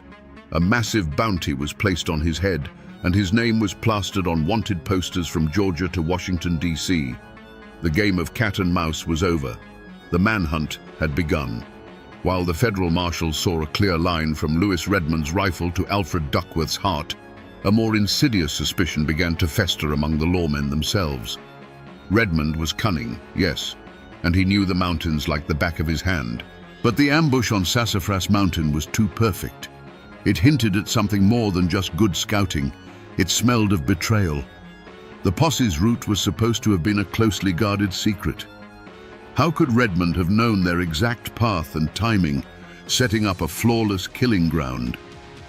The chilling answer had to be that someone was talking. Suspicion turned inward, casting a dark shadow over the very men sworn to uphold the law. This second suspect wasn't a single person, but a phantom, a traitor hidden within their own ranks, or in the seemingly respectable towns at the foot of the mountains. Was it a local deputy sheriff, resentful of the federal revenuers and secretly on Redmond's payroll? Was it a town merchant who profited from the moonshine trade, passing along gossip and patrol schedules in exchange for protection or a share of the profits? The motive here wasn't a personal feud, but something far more corrosive. For some, it might have been simple greed. A sack of Redmond's silver was more tangible and persuasive than a federal salary. For others, it was a matter of kinship. In the tight-knit clans of Appalachia, blood was often thicker than the law, and a cousin's loyalty could easily outweigh an oath to a distant government. And for a few, it may have been a matter of principle. They saw Redmond as the lesser of two evils, a local boy defending his home against an intrusive, tyrannical power. Suddenly, past events were seen in a new, sinister light. A casual question from a store clerk about the posse's supplies no longer seemed so innocent. A local guide's insistence on a particular trail, once seen as expert advice, now looked like a deliberate misdirection into a trap. The federal marshals realized they weren't just fighting an outlaw in the wilderness. They were fighting an invisible network of sympathizers and informants, a fifth column that had infiltrated their world. Redmond's greatest weapon wasn't his rifle. It was the loyalty he commanded, a loyalty that could turn a trusted neighbor into a deadly enemy. But there was a third, colder theory, one whispered not in the mountains, but in the cynical backrooms of power. This theory painted both Redmond and Duckworth as pawns in a much larger, more ruthless game. The suspect in this version wasn't a man at all, but the cold, calculating political will of a nation still healing from civil war. To the federal government in Washington, the defiant Appalachian moonshiners were more than just tax cheats. They were a symbol of lingering rebellion, a festering pocket of the old Confederacy that refused to be broken. The motive here was not justice, it was subjugation. The paltry sum of the whiskey tax was almost irrelevant. The true goal was to crush the independent spirit of the mountain people, to make an example of them and demonstrate the absolute, unchallengeable power of the federal government. To achieve this, they needed a catalyst. They needed a public outrage, a reason to send in troops and impose a martial authority that simple tax evasion could never justify. They needed a martyr. According to this dark possibility, Deputy Marshal Alfred Duckworth wasn't just sent on a dangerous mission, he was sent as bait. The increasingly aggressive tactics of the revenuers, their raids becoming more frequent and more violent, seemed designed to provoke a response. They were kicking a hornet's nest, hoping to get stung. The death of a federal officer would be the perfect pretext. It would galvanize public opinion, painting the mountain people as savage killers and giving Washington the moral high ground to launch a full-scale campaign to pacify the region once and for all. This external force created a climate of escalating fear and inevitable conflict. It squeezed the mountain communities, leaving men like Redmond with no room to maneuver. They were being pushed into a corner where a violent reaction was the only one left. In this chilling scenario, the shot that killed Alfred Duckworth was not just fired by Lewis Redmond. It was aimed and guided by an unseen hand 1,000 miles away. A hand that saw one dead marshal as a small price to pay for the taming of a rebellious frontier. In the wake of Duckworth's death, a firestorm of federal fury descended upon the Blue Ridge. An army of U.S. marshals, deputies, and grim-faced bounty hunters poured into the mountains, convinced that the sheer weight of their numbers would crush Redmond's rebellion. They believed his capture was inevitable, a matter of weeks, perhaps even days. They were about to learn a harsh lesson about the land and the man they were hunting. The Blue Ridge Mountains do not give up their secrets easily. The posses, many of them flatlanders unused to the vertical terrain, found themselves fighting a war on two fronts, one against Redmond and another against the wilderness itself.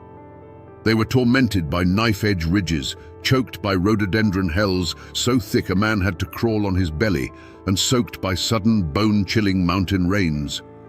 Their horses went lame on the rocky paths, their supplies dwindled, and their confidence eroded with every fruitless mile. The mountains were Redmond's fortress, and every tree and stone was a soldier in his army.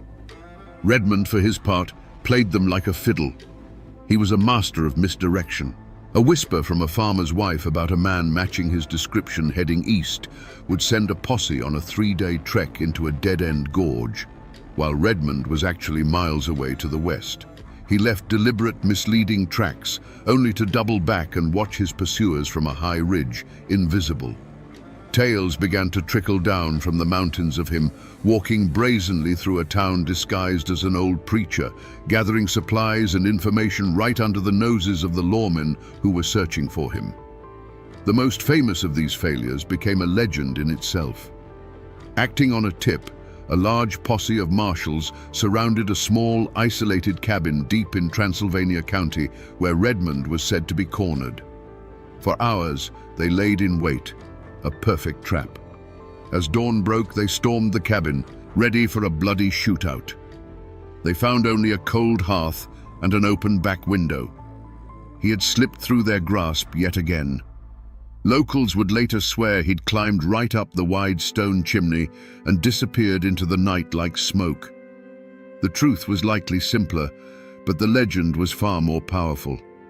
With every failed raid and every evaporated lead, the marshals' frustration curdled into a cold, hard anger.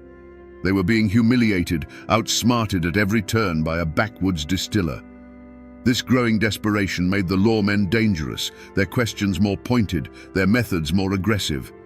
But their pressure didn't break the mountain people's resolve. It only drove them deeper into a protective silence, reinforcing the invisible wall that protected their king. The manhunt wasn't catching a man, it was creating a myth. As the manhunt dragged on, the U.S. Marshals slammed into a barrier far more formidable than any mountain ridge. It was a wall of silence, built of fear, kinship, and generations of deep-seated distrust.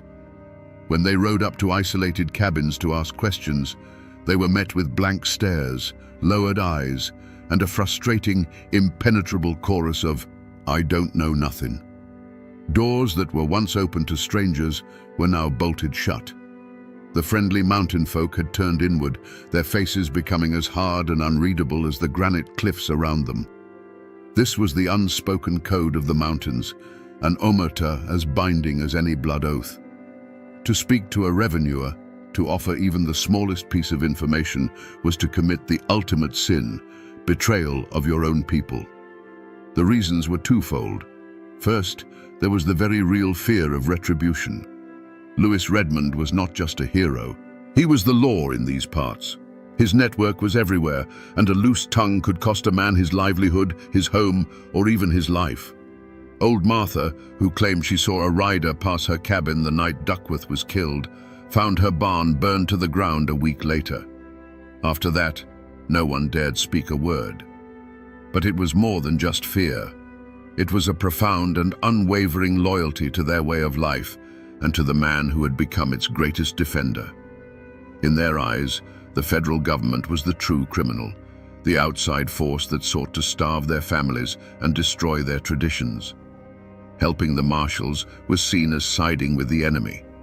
A man's cousin, even a law-breaking one, was still his cousin.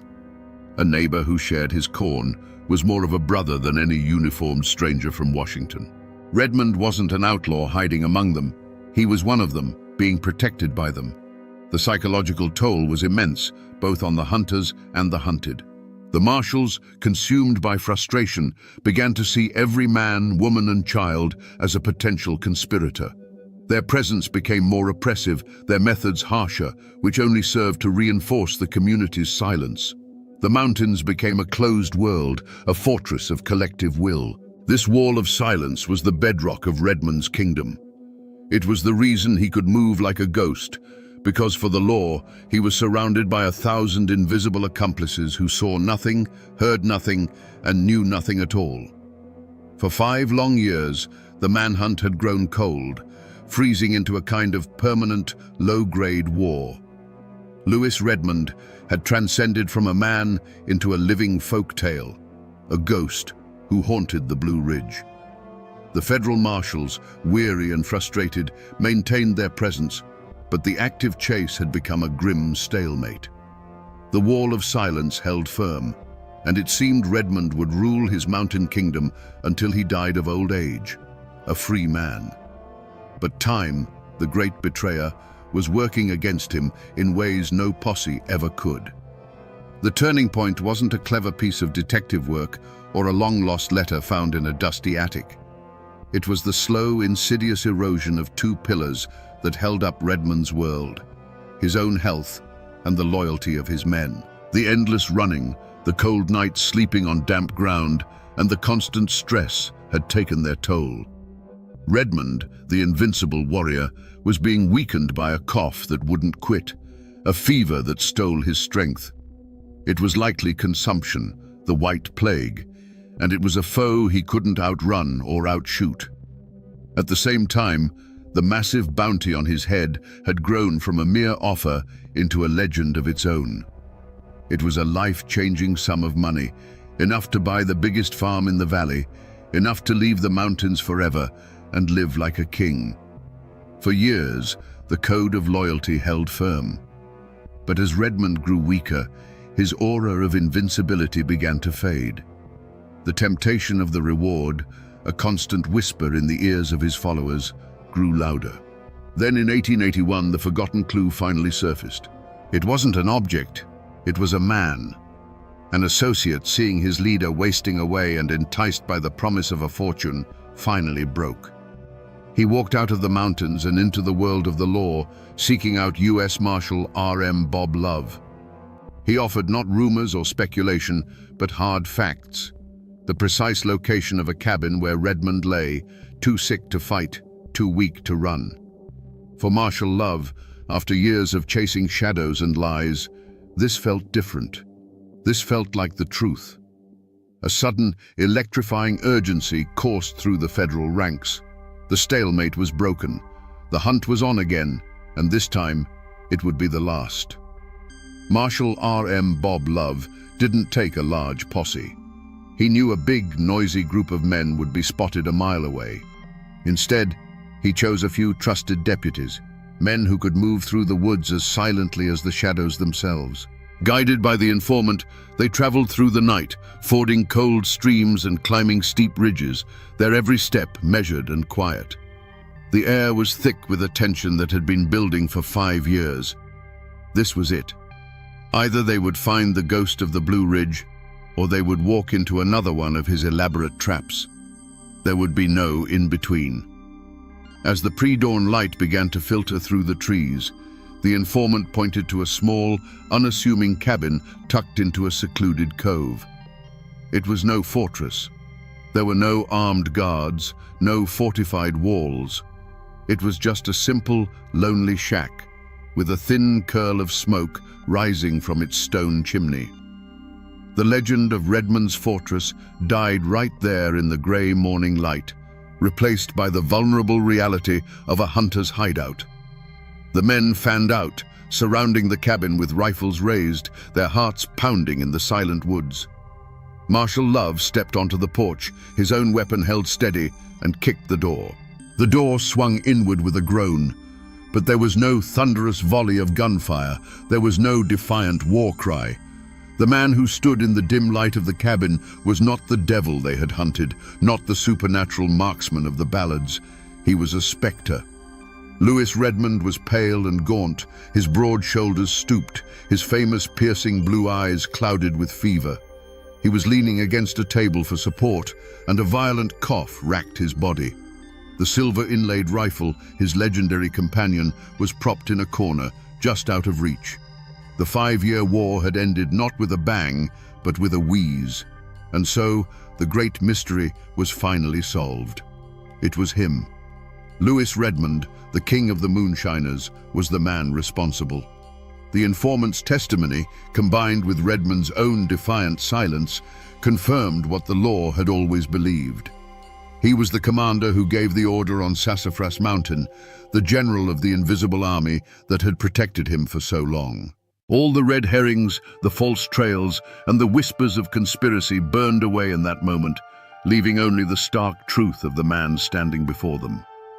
But the unmasking also revealed his true motive, which was far more complex than that of a simple killer. He had not orchestrated Duckworth's death for money or out of personal malice. It was an act of sovereignty. In his mind, he was a king defending his territory, a leader protecting his people from an invading force. It was a desperate, violent act of defiance against a world that was closing in on him and the way of life he represented. The federal government would call it murder, but in the unwritten laws of the mountains, it was war. And Louis Redmond, now a captured, broken man, was its most famous soldier. Let us now travel back in time, not as historians, but as silent witnesses. Let us stand on that steep, narrow trail on Sassafras Mountain in 1876. The air is cool and thin. Deputy Marshal Alfred Duckworth leads his men upward, their boots crunching on fallen leaves and loose stone.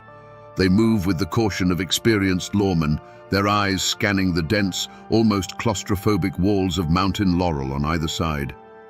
The forest is quiet, unnaturally so.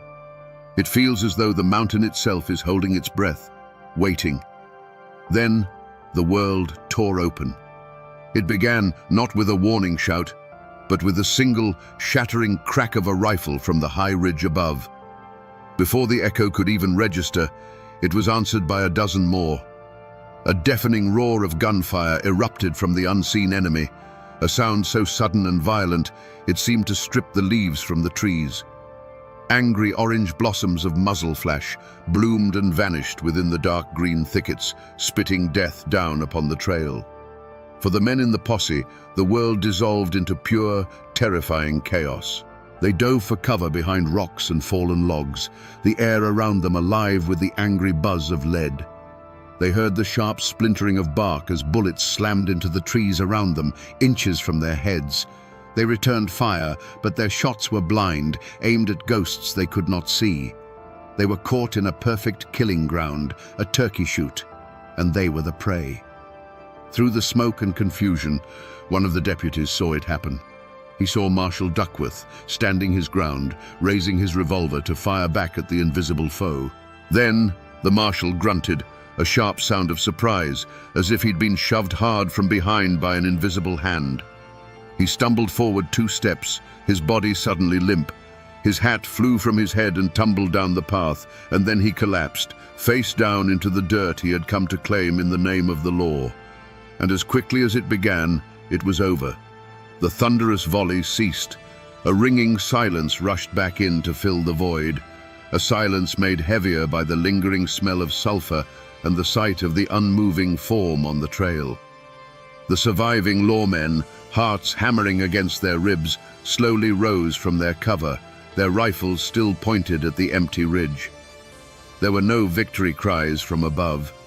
There was no sound of men crashing through the underbrush in retreat. There was nothing. Lewis Redmond's men had fired their volley, and then, like the morning mist, they had simply vanished back into the heart of the mountains. They left behind no bodies, no clues, only a dead federal officer and a chilling message. This was not a battle, it was a verdict, handed down from the high ridge by the king of the moonshiners. The trial of Lewis Redmond was a national spectacle. He was no longer in his kingdom of misty hollows and laurel thickets, but in a cage of polished wood and federal law. The courtroom was packed to the rafters every day. Reporters from as far away as New York and Chicago squeezed onto the benches, eager to get a look at the infamous king of the moonshiners. Local folk stood in the back, silent and watchful, their faces a mixture of awe and sorrow. This wasn't just a trial. It was a reckoning between 2 Americas, the wild, defiant mountains and the ordered, unyielding nation-state. In the center of it all sat Lewis Redmond. He was a shadow of the mountain ghost the law had chased for 5 years. The sickness had ravaged him, leaving him pale and thin, his body racked by coughing fits that echoed in the silent courtroom. Yet, he was not entirely broken. He faced the proceedings with a quiet, stoic dignity. His blue eyes, though clouded by illness, still held a spark of unyielding pride. He offered no dramatic outbursts, no pleas for mercy. He showed no remorse, only a weary acceptance of his fate. He was a captured general, not a repentant criminal, and he faced his enemies with the silent defiance of a man who still believed his war was just. The prosecution painted a picture of a ruthless crime lord, a cold-blooded killer who had murdered a federal officer in the execution of his duty. They presented him as the mastermind of a vast criminal enterprise that had terrorized the region and defied the laws of the United States. His defense, in turn, tried to tell the story of a man forged by poverty and oppression, a protector of his people who was forced into a corner by a tyrannical government. They argued that he was a product of his time and place, a man living by a different code. But in a federal courtroom, the code of the mountains was not an admissible defense. The evidence was overwhelming, the outcome almost a foregone conclusion. The jury's deliberation was short. The verdict, when it came, was delivered to a hushed and expectant room. Guilty on all counts, including the murder of Alfred Duckworth. The sentence was severe. 10 years in a federal prison in Albany, New York. The words fell like stones, a death sentence for a man of the mountains. To be caged in a northern city, far from the sight of the Blue Ridge, was a fate worse than a hangman's noose. For the government, it was a triumphant victory, the final closing of a chapter of rebellion.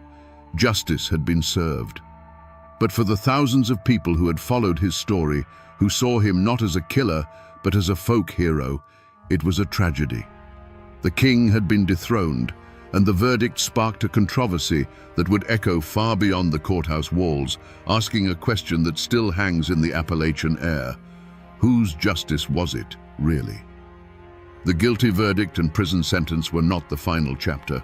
but the beginning of a strange and winding epilogue that forever altered the lives of everyone touched by the saga. For Louis Redmond, the cold stone walls of a New York penitentiary were a slow execution. The mountain air that had sustained him was replaced by the damp, disease-ridden chill of a cell. His health, already fragile, collapsed completely. The invincible king of the moonshiners was wasting away, a dying man thousands of miles from home.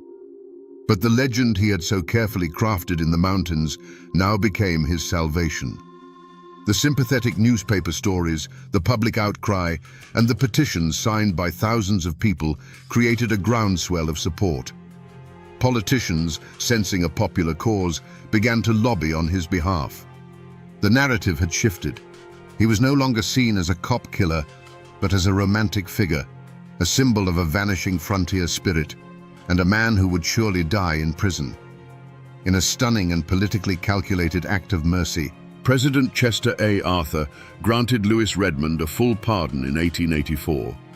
He returned to the dark corner of South Carolina not as a conquering hero, but as a ghost of his former self. His health was shattered, his spirit seemingly broken. The world he had fought for was already disappearing, replaced by railroads and a more pervasive rule of law.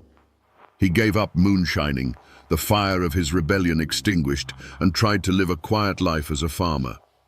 He was a king without a kingdom, a legend who had outlived his own myth.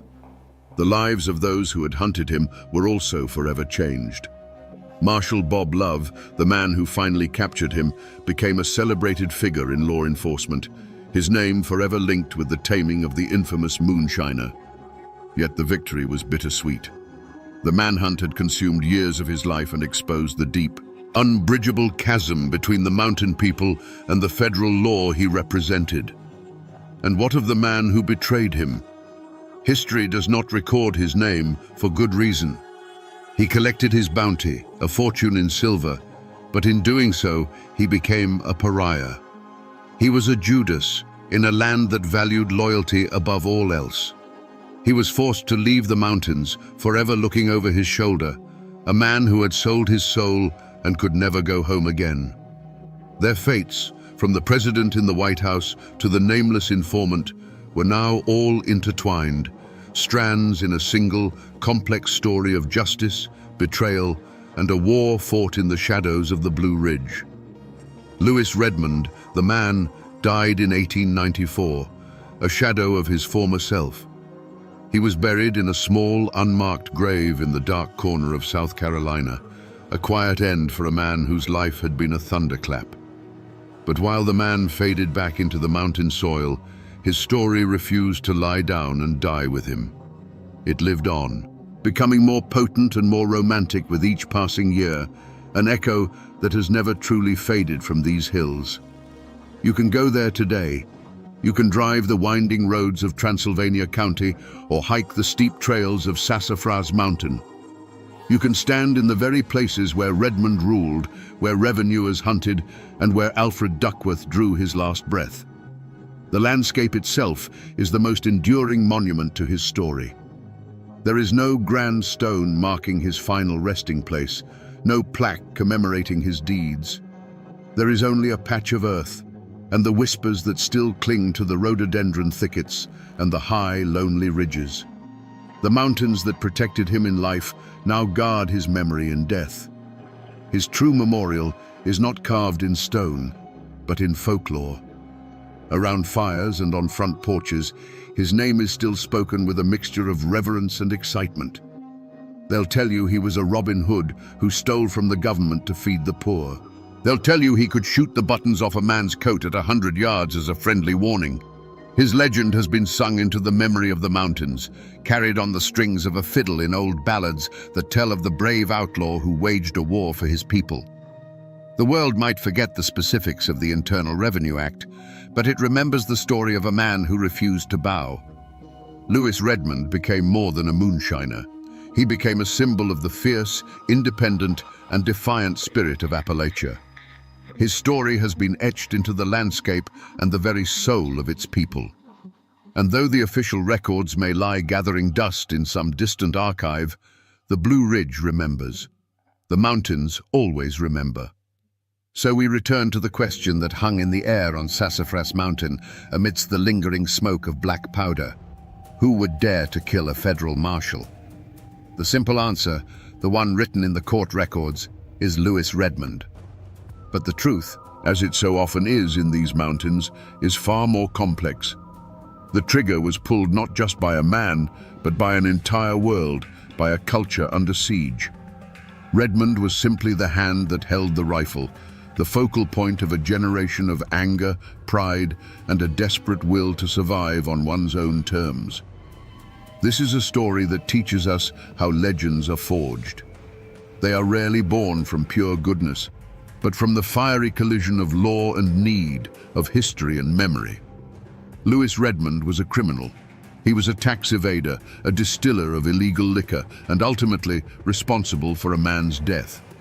That is the truth written in law books. But he was also a provider, a protector, and a symbol of defiance against a power that his people saw as unjust and oppressive. That is the truth written in the hearts of the mountain folk. A man can be a villain in a courtroom and a saint in a ballad. And in the case of Lewis Redmond, he was undeniably both.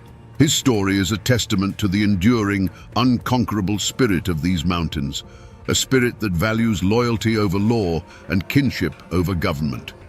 It's a reminder that beneath the surface of official history, there are other, deeper stories that belong to the people who live and die on the land. And as long as the mist still clings to the Blue Ridge Coves, his story will be one of them. And now, my friends, you know the rest of the story. Or at least as much of it as the mountains are willing to give up. On a cold autumn morning in 1927, the rising sun burned the mist off a treacherous mountain road known as Devil's Drop. It revealed a scene of brutal final silence.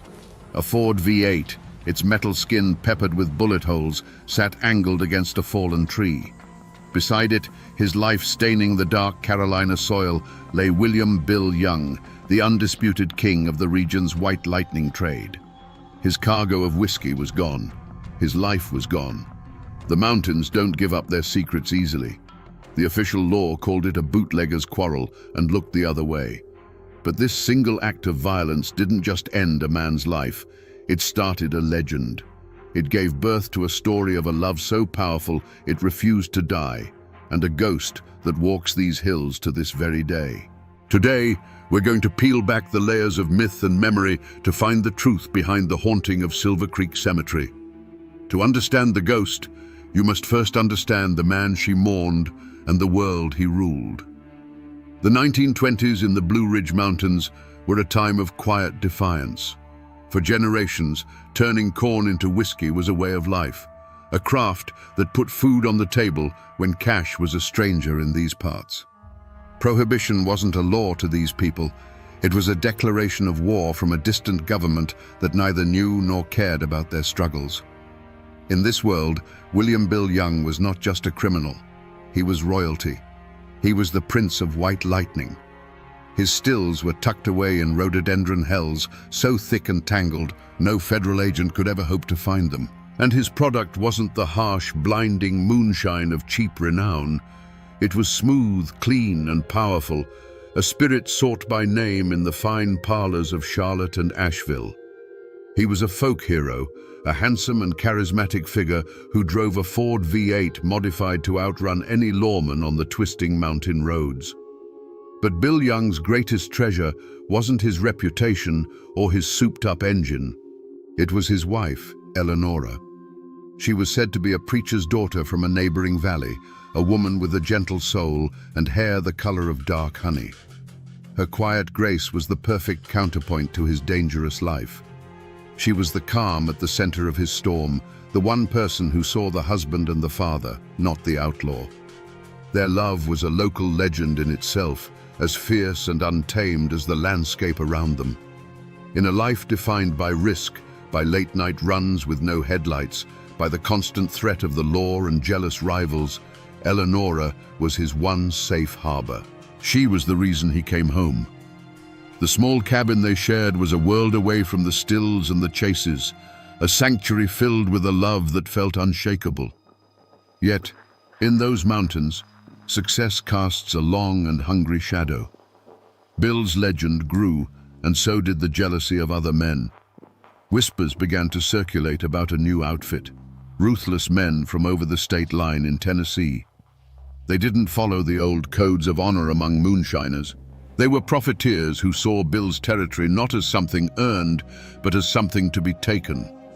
This was the unspoken vulnerability in their lives, the gathering storm on the edge of their perfect world, a threat that was closer than either of them knew.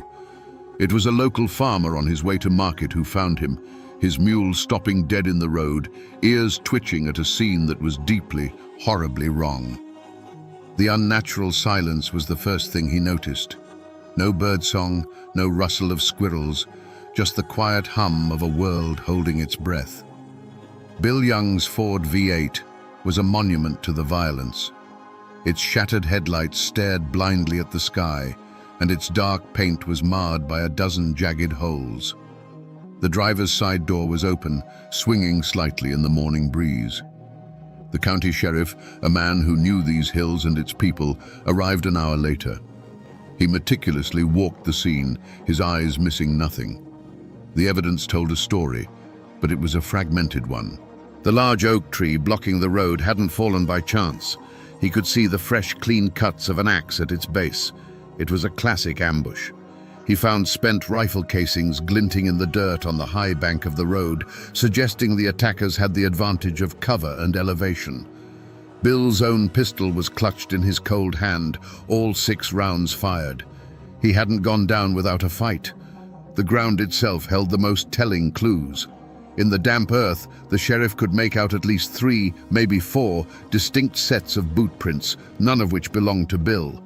They were heavy, purposeful tracks that spoke of men who moved with confidence. They had swarmed the car, and other tracks showed where they had hauled the heavy crates of liquor away, their trail leading to the edge of the woods before vanishing completely into the thick undergrowth.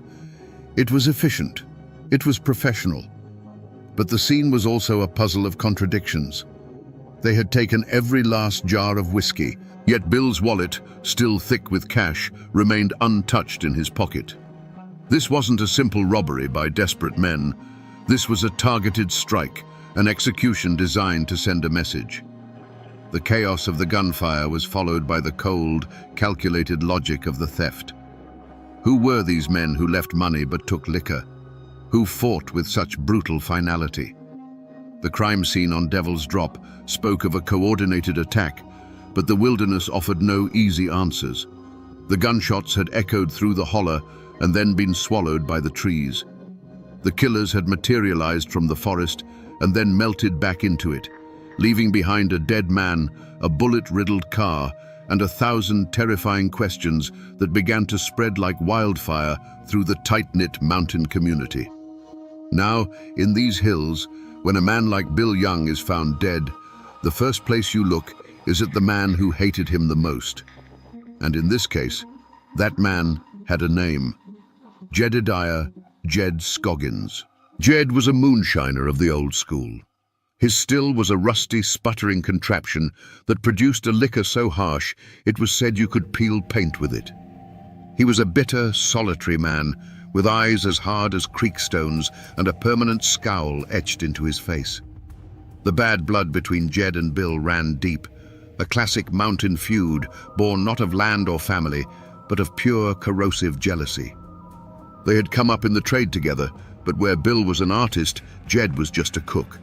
Bill's operation grew, his reputation soared, and his pockets grew heavy with cash. Meanwhile, Jed Scoggins stayed right where he was, brewing his gut rot for a handful of locals who couldn't afford better, watching Bill's fancy Ford V8 roar past his dilapidated shack. Every success of Bill's was another bitter pill for Jed to swallow. The tension had finally boiled over just a month before the ambush. The story is told that Jed Scoggins confronted Bill in the local general store, accusing him of stealing customers.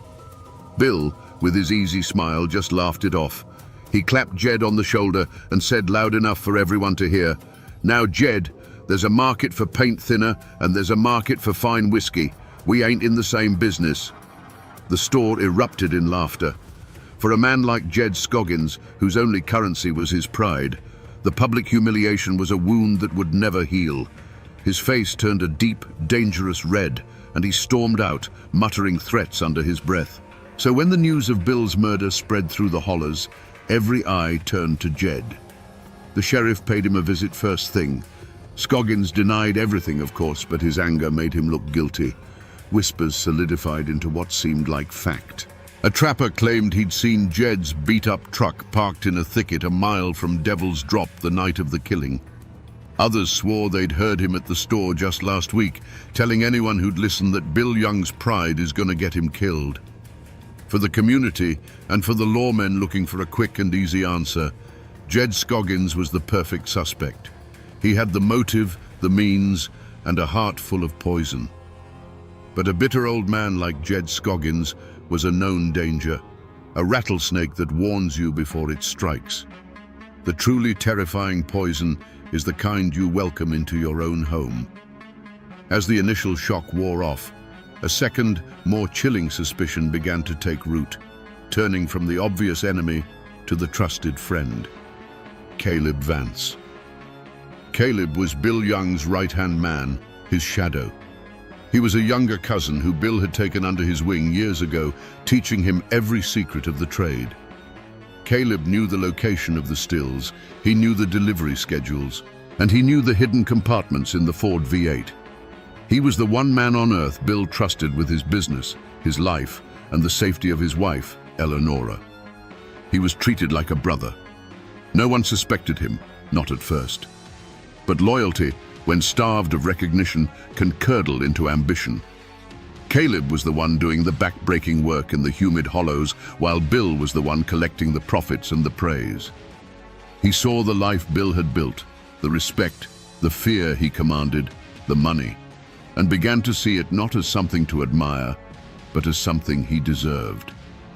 More than that, people began to recall the way Caleb looked at Eleonora when Bill wasn't around. It wasn't the gaze of a protective cousin.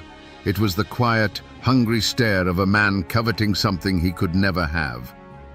With this new suspicion in mind, people's memories began to shift. His grief at the funeral, which had seemed so profound, now looked theatrical and hollow. He had been the one to help Bill load the car that fateful night, and folks remembered him arguing with Bill a week earlier, insisting that the old road was getting too much attention from the law and that the route through Devil's Drop was safer. Was it a helpful suggestion, or was he leading the lamb to the slaughter? The community was now faced with a far more terrifying possibility than a simple feud. Was Bill Young's death the result of a snake he had nurtured at his own hearth? But there was a third shadow lurking at the edges of this tragedy, a threat far bigger and more impersonal than a bitter old man or a jealous cousin. The world of bootlegging was changing. Big city money and organized crime were beginning to see the potential in the mountains, not as a place of tradition, but as an untapped resource. A different breed of predator was slipping through the gaps in the hills, men who didn't live by any mountain code. They were known only as the Tennessee outfit. They weren't moonshiners, they were businessmen, and their business was violence and consolidation. Their goal was simple: to control the entire flow of illegal whiskey from the mountains to the cities, cutting out the independent operators who had worked these stills for generations. In this new, brutal landscape, Bill Young wasn't just a competitor. He was an empire of one, an obstacle that had to be removed. Their motive was the coldest and cleanest of all: pure profit. They coveted Bill's pristine product, his well-established routes, and his list of wealthy clients. Taking him out wasn't an act of passion, it was a corporate takeover executed with rifles instead of contracts. They didn't want to just beat him, they wanted to absorb his entire operation, from the hidden stills to the last drop of whiskey. For weeks leading up to the murder, their presence had been felt like a change in the weather. Strangers had been seen in town, men in city hats with hard, watchful eyes, asking quiet questions about Bill Young's schedule. Cars with Tennessee plates were spotted on lonely back roads where they had no business being. The story circulated that one of these men had approached Bill with an offer: work for them or get out of the way. Bill, proud and fiercely independent, would have laughed in his face. It was a laugh that signed his own death warrant. This third possibility was, in many ways, the most frightening. Jed Scoggins and Caleb Vance were known devils. The Tennessee outfit was a faceless, nameless force, a killing machine that operated on the cold arithmetic of profit and loss. The sheriff, a man who trusted his gut, put all his energy into the clearest path. All signs pointed to the bitter, jealous heart of Jedediah Scoggins. A posse was formed, a dozen grim-faced men with shotguns and a cold sense of mountain justice in their eyes. For 3 days, they combed the unforgiving slopes of Scoggins's territory, fueled by the trapper's claim of seeing Jed's truck near the ambush site.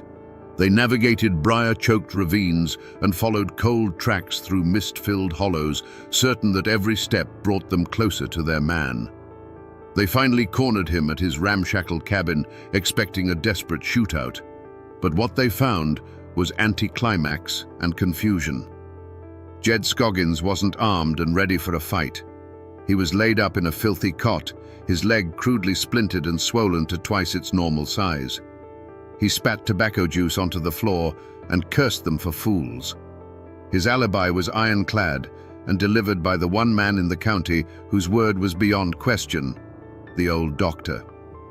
The doctor confirmed he'd been at Jed's cabin the entire night of the murder, setting a nasty break after a tree-felling accident. Jed Scoggins, for all his venom, hadn't been anywhere near Devil's Drop.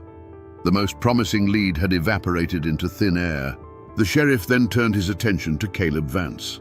He questioned Bill's cousin for hours, but it was like trying to hold on to water. Caleb's story was seamless, his grief a perfect shield against any probing question.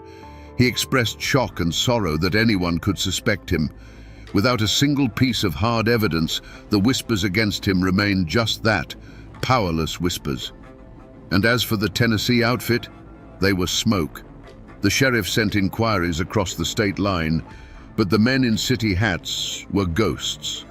They had no names, no faces anyone could clearly recall, and had vanished as quickly as they had appeared. The investigation had hit a wall. Every trail had grown cold. Every promising clue turned to dust in the sheriff's hands. The initial roar for justice in the community faded to a nervous, fearful murmur. The killer, it seemed, had gotten away clean. And if a man as powerful as Bill Young could be struck down so easily, then nobody was safe. In the days that followed the failed investigation, a new kind of quiet fell over the mountains. It wasn't the peaceful quiet of an autumn evening. It was a cold, heavy silence, the kind that suffocates truth. The initial outrage over Bill's murder had curdled into something else. Doors that were once open were now bolted. Eyes that once met yours in greeting now slid away, finding a sudden interest in the dirt on the road. A curtain of unspoken agreement had been drawn across the community. This wasn't the silence of ignorance, it was the silence of fear. Raw, palpable fear. The logic was simple and brutal. If a man as powerful, as respected, and as feared as Bill Young could be gunned down on a public road, what chance did a simple farmer or a store clerk have? The killers hadn't just murdered a man, they had murdered the community's sense of security. They were still out there, unseen, their identities a terrifying mystery.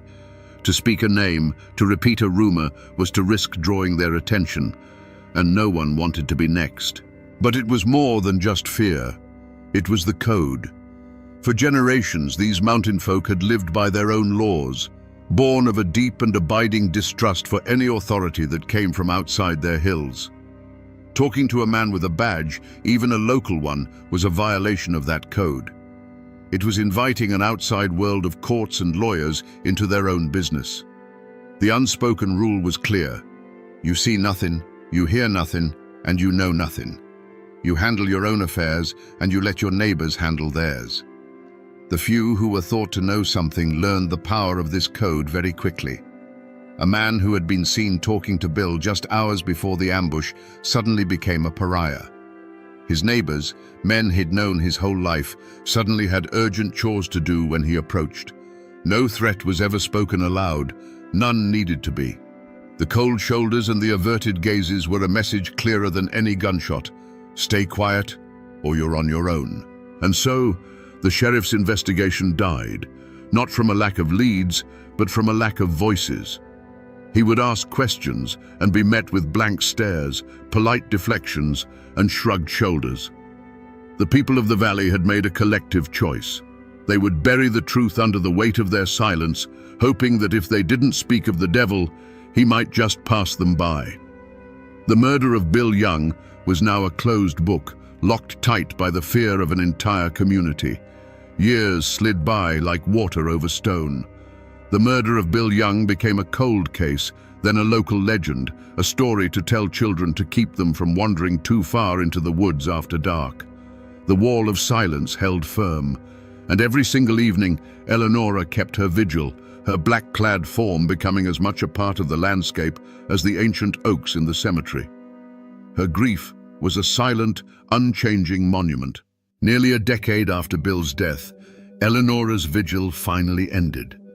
She passed away in her sleep one cold winter morning and was buried beside her husband, their story seemingly concluded. It fell to a distant niece, a young woman who barely remembered her famous uncle, to clear out the small Spartan cabin where Eleonora had lived out her last lonely years. While packing away old linens in a cedar chest, her fingers brushed against something hard tucked beneath a false bottom, a small, leather-bound journal. This was the clue that had been forgotten because no one knew it existed. It wasn't a diary of daily life. It was a testament of silent suffering, a record of the truth Eleonora was too terrified to speak aloud. The niece's hands trembled as she read the elegant, spidery script, the entries beginning the day after Bill's body was found. The journal revealed everything. It described how Caleb Vance, Bill's trusted cousin, had come to the cabin late on the night of the murder, hours before the body was officially discovered. He had told Eleonora that Bill was delayed on a run, but his story was a lie, and Eleonora had seen it. His boots were caked in the distinctive red clay found only on the road up Devil's Drop. There was a fresh, angry scratch on his cheek, and his hands, she wrote, would not stop trembling. He couldn't meet her eyes. When the news came the next morning, the terrible truth clicked into place in her heart. The journal laid it all bare, her agonizing suspicion that Caleb, driven by a poisonous mix of greed and ambition, had been the inside man. He had made a deal with the Tennessee outfit, giving them the route, the time, and the assurance that Bill would be alone. He had led his own cousin, his own blood, into a fatal trap. The discovery of that journal, a quiet voice from beyond the grave, didn't just point to a new suspect. It shattered the entire foundation of the mystery and screamed out the name of the true betrayer. The case of Bill Young was suddenly, violently alive again. The sheriff, now a much older man with the weight of years in his eyes, took the small leather journal from the nervous young woman. He opened it with a sense of weary duty, expecting the rambling thoughts of a grieving widow. But as he read Eleonora's precise, heartbreaking prose, the years fell away. He wasn't an old sheriff in a quiet office. He was back on Devil's Drop, smelling the gunpowder and the cold morning air. The words on the page were a voice from the grave, a testimony that time had not been able to silence. There, in Eleonora's own hand, was the key. Caleb Vance's visit, the red clay on his boots, the lie in his eyes. Armed with the truth that had been buried for a decade, the sheriff walked out of his office and down the main street. He found Caleb Vance where he always was, overseeing a small timber business he'd built on the ashes of Bill Young's empire. Caleb was heavier now, a respected man in the community, his past betrayal hidden behind a facade of quiet competence. The sheriff didn't raise his voice. He simply held out the open journal. "Eleonora kept a record, Caleb," he said, his voice low and steady. "She wrote it all down." At the sight of that familiar script, The mask that Caleb Vance had worn for 10 long years shattered. The color drained from his face. It wasn't the law that broke him. It was the ghost of the woman whose love he had craved and whose husband he had betrayed. In a torrent of words, the confession poured out of him, a decade of guilt and resentment. He had been the engine, and Bill had been the face. He had sweated over the stills while Bill collected the glory. He had watched Bill with Eleonora, a love so complete it left no room for anyone else, and the poison of jealousy had festered into a murderous ambition. His confession finally gave a name to the faceless external threat. He admitted to meeting with the Tennessee outfit, giving them everything they needed. He drew them a map of Devil's Drop. He told them the exact time Bill's Ford would round the tight bend. He assured them Bill would be alone and that the local law wouldn't look too hard into a bootlegger's death. It was the perfect crime, a partnership between inside knowledge and outside muscle. The full, horrifying truth was finally laid bare for all to see. It wasn't a feud with Jed Scoggins. It wasn't a random attack by outsiders. It was a cold-blooded pact, a conspiracy born in the heart of Bill Young's own family. Caleb Vance, the trusted cousin, had been the serpent in the garden. He had opened the gate and let the wolves in, all for a share of the profits and the empty hope that with Bill gone, Eleonora might finally see him. The central mystery was solved, and the answer was a betrayal so profound it was almost unthinkable. The man who had mourned the loudest at the funeral had been the one who orchestrated the killing. Now, with Caleb's confession echoing across a decade of silence, we can finally see the events of that night as they truly happened. We can go back to Devil's Drop and bear witness to the full, heartbreaking story. On that moonless autumn night, the engine of the Ford V8 was a low, confident rumble, the only sound in the sleeping hollow. Behind the wheel, Bill Young was in his element. The road was treacherous, the car was heavy with its precious cargo, but this was a dance he knew by heart. He was thinking of home, of the warmth of the fire, of Eleonora waiting. As he rounded the tight bend, his headlights caught the dark, solid line of the fallen oak. He slowed to a stop, his mind already working on the problem, a flicker of annoyance but not yet alarm. The alarm came a second later. It wasn't a sound, it was a feeling. A subtle shift in the shadows on the high bank to his left, a glint of moonlight on something that shouldn't have been there. In that split second of cold realization, the night exploded. The silence was torn apart by a sound like 100 dry branches snapping at once. It wasn't just a gunshot, it was a volley, a deafening crackle of coordinated rifle fire. The passenger side window dissolved into a spider web of frosted glass. The sturdy metal of the Ford's door dimpled and tore as if struck by a violent, invisible hail. The world outside the car became a chaotic storm of noise and muzzle flashes, a hell of his cousin's making. Bill's hand instinctively went to the pistol he always kept by his side. Its single defiant bark was a lonely protest, a single note against a symphony of destruction. And then there was a sharp grunt, a sudden stillness behind the wheel. The last sound from him was the heavy thud of his body slumping against the driver's side door. His fight was over. The gunfire stopped. A profound, ringing silence descended, thicker and heavier than before. Shadows detached themselves from the tree line, solidifying into the shapes of men. They moved with a cold, detached efficiency. They didn't even glance at the figure in the car. Their focus was on the cargo. The back doors were pried open, and crate after crate of mason jars were hauled into the darkness. Their movements were swift, practiced, leaving no trace but their boot prints in the mud. When the last crate was gone, the men melted back into the woods as silently as they had appeared. They left behind a scene of chilling stillness. The shattered headlights cast jagged, broken beams into the darkness, like the eyes of a great beast that had been blinded. The air, once crisp with the scent of pine, now hung heavy with the acrid smell of burnt gunpowder. The only movement was a thin trickle of whiskey from a single shattered jar, its clear liquid mixing with the dark, damp earth in a final wasted offering. The trial of Caleb Vance was more than a legal proceeding. It was a public reckoning, a final, painful chapter in a story that had haunted the community for a decade. The small county courthouse was packed to the rafters. Old men who had known Bill Young personally sat beside young people who had only ever heard his name whispered in ghost stories. The air was thick with the weight of unspoken history. Every person in that room, a silent juror in a trial that had been held in the court of public opinion for years. In the defendant's chair, Caleb Vance was a ghost of a man. The facade he had maintained for 10 years had crumbled, leaving behind a hollow shell. He wasn't defiant. He didn't rage or deny. He simply sat there, his eyes fixed on the worn floorboards, as if he could see the faces of Bill and Eleonora in the grain of the wood. When the charges were read, conspiracy and murder, he showed no reaction, offering a quiet plea of guilty. His confession had been a dam breaking, and now there was nothing left inside him to fight with. The prosecutor, armed with Eleonora's journal, painted a devastating picture of betrayal.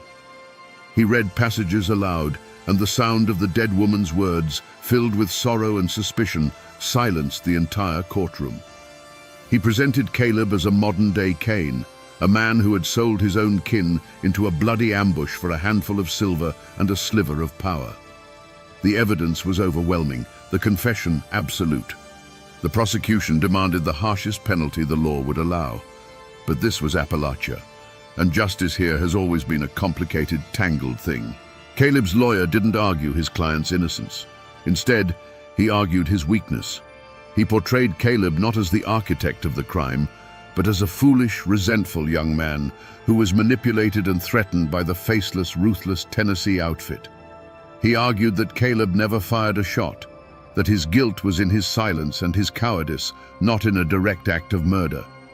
He was a pawn, the lawyer claimed, who had been sacrificed by the true kings of the bloody game. The verdict, when it came, felt both inevitable and unsatisfying. The jury found Caleb Vance guilty, but not of first-degree murder. They convicted him on charges of conspiracy and accessory to the crime. The judge sentenced him to 20 years in the state penitentiary. He was led from the courtroom in chains, his head still bowed, a man condemned to live with his ghosts in a cell of his own making. The community was torn. For some, it wasn't enough. 20 years felt like a pittance for the life of a man like Bill Young and the decade of sorrow that followed. But for others, there was a quiet, reluctant sense of pity.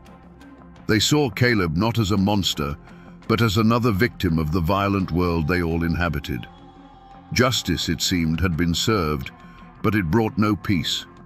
The trial was over, but the arguments over its verdict would echo through those hills for another generation, a final, ambiguous chord in the tragic ballad of Bill Young. Caleb Vance's 20-year sentence was, in the end, a life sentence. He walked into the state penitentiary, and the mountains never saw him again. He was a quiet, broken prisoner, haunted not by the guards or the high stone walls, but by the ghosts he had carried with him from Devil's Drop. He died of pneumonia 12 years into his sentence, a man who had traded a kingdom of his own making for a 6-by-9-foot cell. His betrayal had gained him nothing but a lonely death, far from the hills that he had stained with his cousin's blood. For Jedediah Scoggins, the verdict was a hollow victory. The law had cleared his name, but the whispers of the community were a judgment from which there was no appeal. He would forever be the man who was accused of killing Bill Young. The suspicion clung to him like a shroud, deepening the bitter lines around his mouth. He retreated further into his solitude, his only companions the bubbling of his still and the corrosive memory of being judged for a crime he didn't commit. He lived out his days as an outcast, a testament to how an accusation, even when proven false, can leave a wound that never truly heals. And what of the Tennessee outfit, the faceless men who pulled the triggers? The law never touched them. But the mountains have a long memory and their own way of settling scores. Over the years, stories drifted back across the state line, whispered from one bootlegger to another. One of the ringleaders, it was said, drove his own car off a cliff on a road just as treacherous as Devil's Drop, his body found in a wreck of twisted metal. Another died in a suspicious fire at his speakeasy, consumed by the very enterprise he had killed for. And the last one, the man who had given the final order, was said to have gone mad, dying in an asylum, haunted to his last breath by the face of a man he'd murdered in the dark Carolina hills. The young niece who found the journal, the unwitting key to unlocking the truth, could no longer bear the weight of her family's history.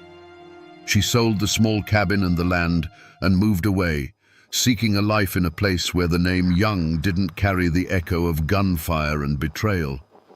She had given the dead a voice, but in doing so had silenced her own future in the mountains. The crime left a permanent scar on the community itself. The wall of silence had been shattered, replaced by a quiet, collective shame. The story of Caleb's betrayal became a cautionary tale, a dark lesson passed down through generations about how greed and jealousy could poison a man's soul and turn brother against brother.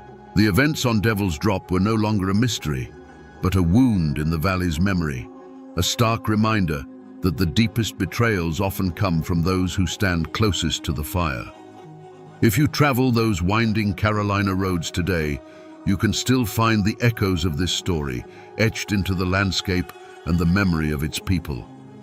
The world has changed. The era of Prohibition is a dusty chapter in a history book, and the dirt track of Devil's Drop is now a paved county road. But the curves are just as sharp, the drop is just as steep, and the locals will tell you that on a moonless night, you drive it with your heart in your throat. The true heart of the legend, however, rests on a quiet hill overlooking the valley. Silver Creek Cemetery is still there, a peaceful, somber place. And in a quiet corner, you will find two simple, weathered granite stones standing side by side for nearly a century. William Young and Eleanora Young. Their names are faded, softened by years of wind and rain, but they remain. Sometimes, even today, you might find a single wild rhododendron blossom left on Bill's grave, a quiet offering from someone who knows the story and respects the vigil. But the facts of the case, the trial, the betrayal, the confession, have all faded into the background. What has survived, what has grown stronger with each passing year, is the ghost story. The memory of Bill and Eleanora is kept alive not in court records, but in the legend of the woman in black. To this day, people claim to see her. Teenagers on a dare will come home pale and shaken, swearing they saw a dark figure standing over the Youngs' graves, a figure that vanished when a flashlight beam touched it. Travelers on the road below still report hearing the faint sound of weeping carried on the wind when there is no wind to carry it. The story has become a part of the local folklore, as real as the mountains themselves. It's whispered around campfires, a ballad of love and loss that has transcended its violent origins. Old-timers say the mountains themselves hold the memory. The whisper of the wind through the pines is Eleanora's sigh. The sudden chill you feel near the cemetery is her sorrow. The world might forget the names and the dates, but the land does not. The story of the moonshiner and his eternally faithful wife is no longer just history. It is a permanent feature of this place, a ghost that walks these hills forever. We began this journey on a cold stretch of road with a bullet-riddled car and a question: what really happened on Devil's Drop? We found the answer, not in a heroic shootout, but in a sordid, quiet act of betrayal. A story of greed and jealousy, as old as the hills themselves. The law eventually found its man, and a measure of justice was served in a dusty courtroom. But that ugly human truth is not the story that has survived. This is the ultimate lesson of the woman in black. It is a story not about the brutal end of a man's life, but about the unending love of his wife. The community, bound by fear and a code of silence, allowed the facts of a murder to be buried. But through their whispers, their awe, and their respect for Eleanora's vigil, they resurrected a different kind of truth. They chose to remember the loyalty, not the betrayal. They chose to honor the love, not the violence. In the end, this is a ghost story that teaches us that some bonds are too strong to be broken by gunfire or the grave. It shows us how a deep and abiding love can become a legend, a story told to remind us that even in the darkest of times, loyalty is a light that can echo through generations. The law may have closed the case on Bill Young, but it was Eleonora's heart that wrote the final, enduring chapter. And now, my friends, you know the rest of the story. Or at least,